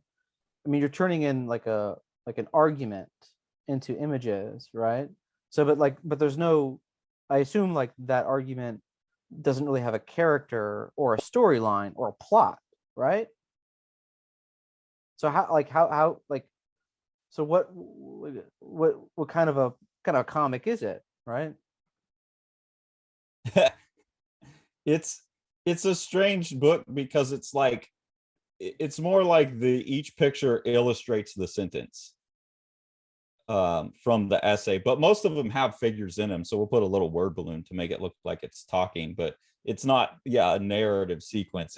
It's more of a sequence of illustrated text. Okay. There's like 6 panel in the first issue. It's 6 panels per page, and each panel is a square with the text in it, and the image that you see is the image that the text on that panel generated. And so it's more of like a compare and contrast, I think. Okay. So that's how the first issue functions, and I think we're in really intentionally trying to get people to think about, we're trying to expose, like, okay, we didn't try, a lot of people are trying to get the AI to produce a certain image. I'm just typing stuff in and seeing what it does, and then kind of trying to expose, like, okay, if you type these words, this is what it does. And so you get a picture into its whatever intelligence it may or may not have. It's like a picture into its brain a little bit. That's issue 1. Issue 2 and 3 are going to be a story. Yeah. It'll be out in comic shops late October 26th, if everything goes right. That's fun. I want to play with it. And that will be 48 pages. And then there will be, sorry, the audio broke up. I'm here. Are you there? Oh yeah, we're getting glitchy though. The AIs don't like when I talk about it, so they did this to me and Sean too. I always have technical failures when I talk about this book. But I'm telling you, I made this book and my computer crashed like a week later.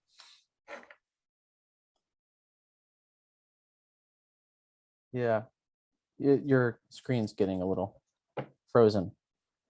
Oh no. Okay, well, but then yeah, there's going to be a 2-story narrative, a two issue narrative story as well, and then we're trying to bully the AI into making the illustrations we need to make the story make sense, and that's much more difficult. Yeah, I mean that's what I'm curious to know, is how you. I mean, if you've got just a bunch of sentences, but there's no chronology or character, then what kind of images are you getting, and what's the, if at all, sequential nature of all of these images when they're put into a chronological order or an order, right?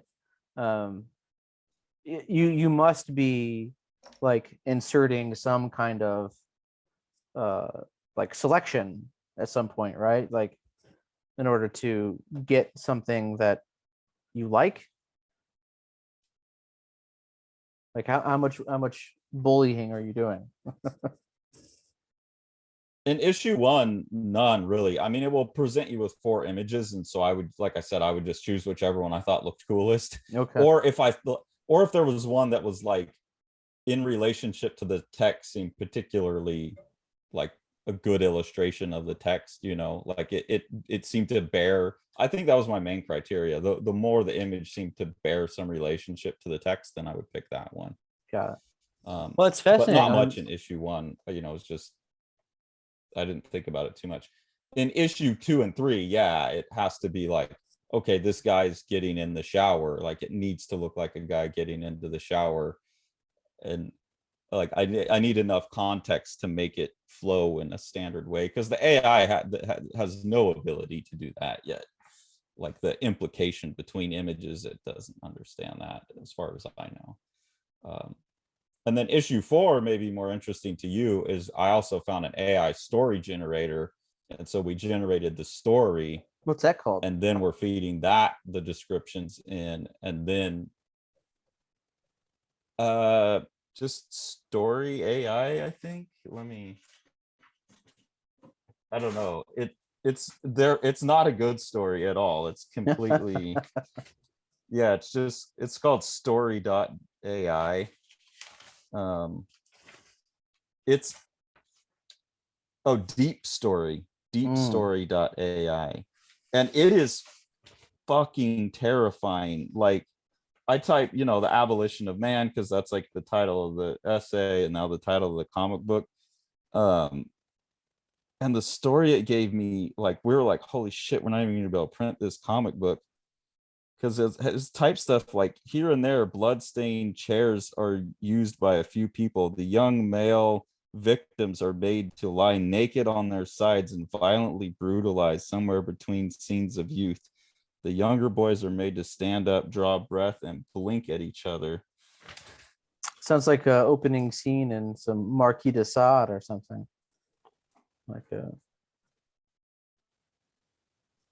Yeah, it's like this fucking snuff porn stuff. Yeah, exactly, right. Yeah. Like, there's limits on what you can type into the AI. Like, you can't type blood, you can't type butt, you can't type naked. So on that one, when I was typing the descriptions, I'd have to be like, and these kids have ketchup all over them. So that issue is going to be totally almost that one's weird, because the story, it's AI generated story that doesn't make much sense, and then the images are just like the best you can get, again, without trying to control it much. It's like, okay, which one looks most like what it said, that's the one we'll go with. Well, I look forward to seeing some of the work in progress. I'm assuming you're gonna share some more online along the way. Oh yeah, we'll be promoting the heck out of it. Is there like a similar worry? I think part of it's derived from this worry that a lot of artists are seeing how good some of these images are, and they're like, we don't even have a job anymore, potentially. Is there a worry yet in the literary world about that? Not that I know of. I mean, when you were like, when we first started to discuss this topic, you were saying how, you sort of utter a description of an alien, and one of these AIs is able to sort of design a creature, and like that to me is worrisome, because I worry that will push out the creative efforts of actual animation artists, graphic artists, right? Because it's cheaper. Oh, for sure. Yeah, it's a huge worry. And you don't have the time delay of coming up with something, of workshopping something. I mean, so that's, I mean, on the one hand, like, it's really cool. What a neat device. And maybe it can help filmmakers and so forth create their special effects. But like, it seems like another domain where creative efforts will be taken away from people. In literature, I don't think there's been any, to my knowledge, any significant developments here where you have something like story.ai being able to generate something that is, evocative and memorable and, intellectually or morally sophisticated, politically sophisticated. I don't think there's been anything like that. I mean, I know there's been stuff circulating for a couple of years now. I don't think I've read most of them, but I don't think the fear is there at all. it sounds like it's more in the like animation, special effects world. And given that, you know, we really love violent spectacle in this country, right? Sounds like this might be a tool for, you know, like Hollywood more than anything else. I don't know. Maybe also for comics, but I mean, I don't know. Is there actual concern about that within your comics world?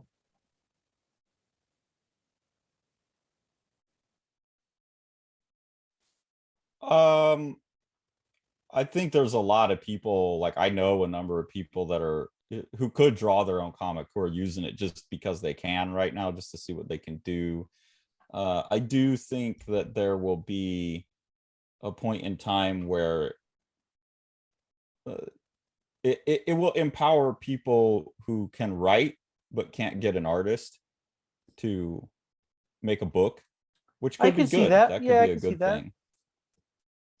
It's sort of like Um, the musician at home who can like maybe play a couple different instruments and knows how to work the music program and can kind of create an album as a one person show rather than have different musicians around him who all play different instruments to collectively organize and to put an album together. Yeah, that makes a lot of sense. Yeah.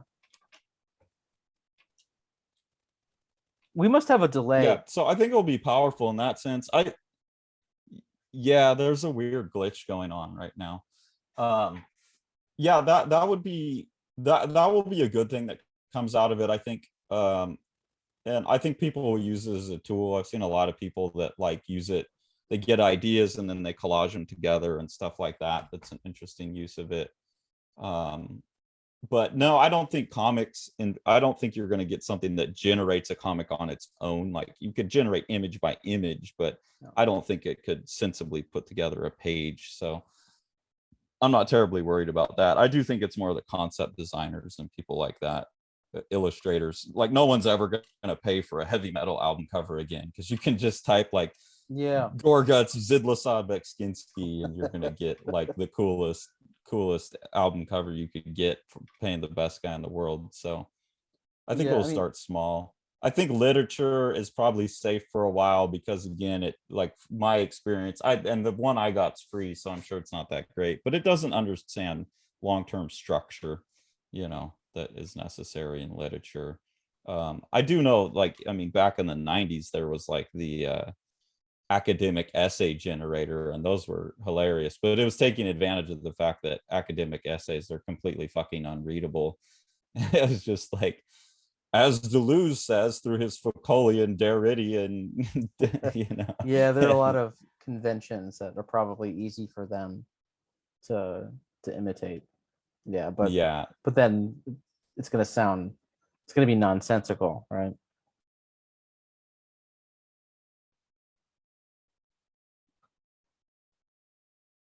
yeah, but it was playing on the fact that a lot of those, and the big scandal was that some of them actually got published because most of the shit that gets published in those journals are nonsensical anyways.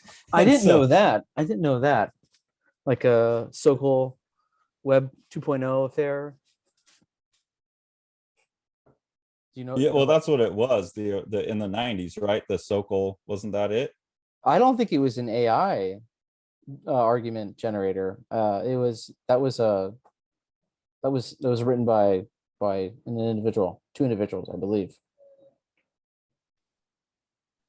Oh, well, there was one where you can, I think it's still online. It's the postmodernist essay generator, and you can just type in a topic and it will Really? spit out. Yeah, and it will say Foucault, Hegel, Derrida, it will, and like, yeah, it's pretty good. They're better at articles and essays and stuff because they can like just pull quotes and put them together in a Right. sensible way. Right. But Yeah. for a story, I don't think it's so great yet. Yeah. I mean, to handle like sequentiality, cause and effect, um, that's gonna is be a lot more robust, I would think, than putting together phrases that sound academic-y, right? Yeah, well, and just manipulating like narrative peaks and valleys and like rhythms, and how do you hit someone at a moment that they're not expecting, and all of that stuff. Yeah. I don't think they're there yet, but I didn't think we'd be seeing art that looks as good as what this thing's producing either. So who knows? And you're using the dolly? No, we're using Midjourney. I can send you an invite to that if you want. Okay. I have a couple left. I want to get on Dolly 2, so if anyone at Dolly 2 watches this, we will make a comic book with Dolly 2 if you get it to us before I finish all of the issues. But Dolly looks like the more powerful one. If you look up Dolly 2, like they just did a cover for Cosmopolitan magazine that's like this lady on the moon, and you can't see, like the Midjourney one, the faces are all like, it doesn't look I've seen images on Twitter from like information dudes who are into all of this, but I don't know where they come from, but I assume it's from these two ones. And so that's how I first came across some of these images there, and then I saw you talking about it, and I was like, oh shit, man. So people are gonna put it to work in some creative ways. So I think it's cool. I mean, for me, it's like, more tools, the better. Let's experiment with new tools, see what we can do with them. Sounds fun. I need more tools. Yeah. I'm just trying to have the first and last say on the tool, which is a really arrogant, greedy thing to do. But it's like, if we can claim to be the first, but then use it to be like also the doomsayers, I think that's a pretty funny first statement out the gate with the So there tools. haven't been any comics yet put out with any of these?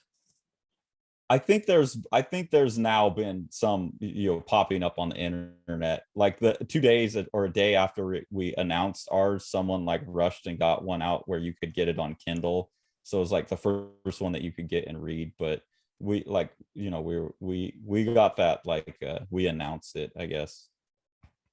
But I'm sure there are now stuff on it's a gold rush, man. It's going to be like this for a few years probably. Yeah, we knew that. That's why we're like pressing the distributor, like, you got to have this press release like now, because if you don't do it today, someone else is going to do it. Yeah, absolutely. We knew what it was, but it's fun. It's been a fun experiment. I'll make sure that you get copies of it for sure. That sounds great. Well, let's wrap it up. I need to help my overworked wife put the baby down and prepare some dinner. Yeah, and the AI are trying to shut us off, and it's dinner time. But thanks so much, Brian. I mean, we've been talking in spurts here and there, but it's been nice to sit down and really get to dig in with you. Yeah, I really appreciate the opportunity. I'll have to check out some of your past podcasts. Well, and I look forward to we'll have to find I'll do that for sure. And we'll have to find some books like where we can just review a book together too. That would be fun. That would be cool. Yeah. I mean, you already did XX. Did you do one for the Black Locomotive? Yeah, but I would dig back into it more serious, because I just do really quick ones. Did you do a Life in Books? A real quick one, yeah. Oh, okay. But I would talk about any of those in length with you for sure. Okay. Yeah. Well, I'll dig through the bibliography. I'll send that over, and then we can touch base about doing that in the future. All right. Awesome. Thanks, man. Thanks so much. Have a good evening.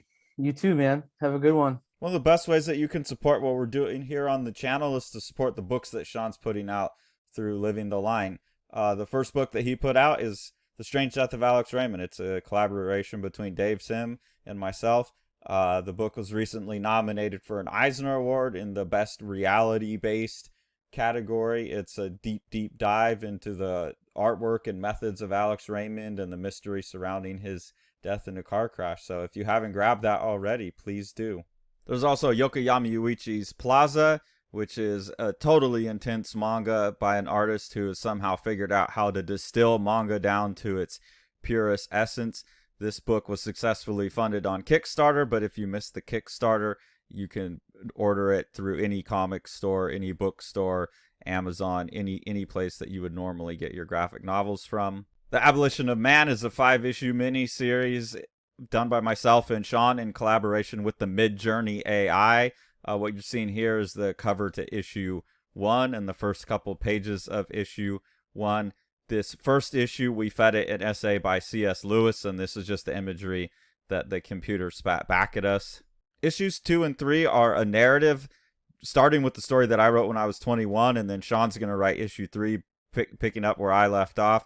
In this one, I'm kind of trying to force the AI to give me the images I want, and then doing some tweaking in Photoshop to get these kind of colored looks on it.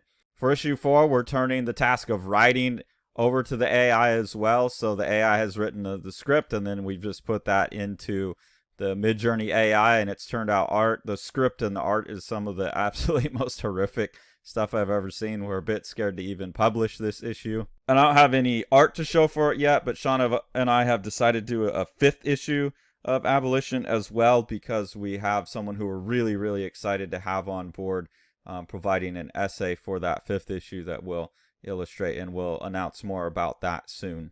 Make sure to like, smash that subscribe button, and ring that bell.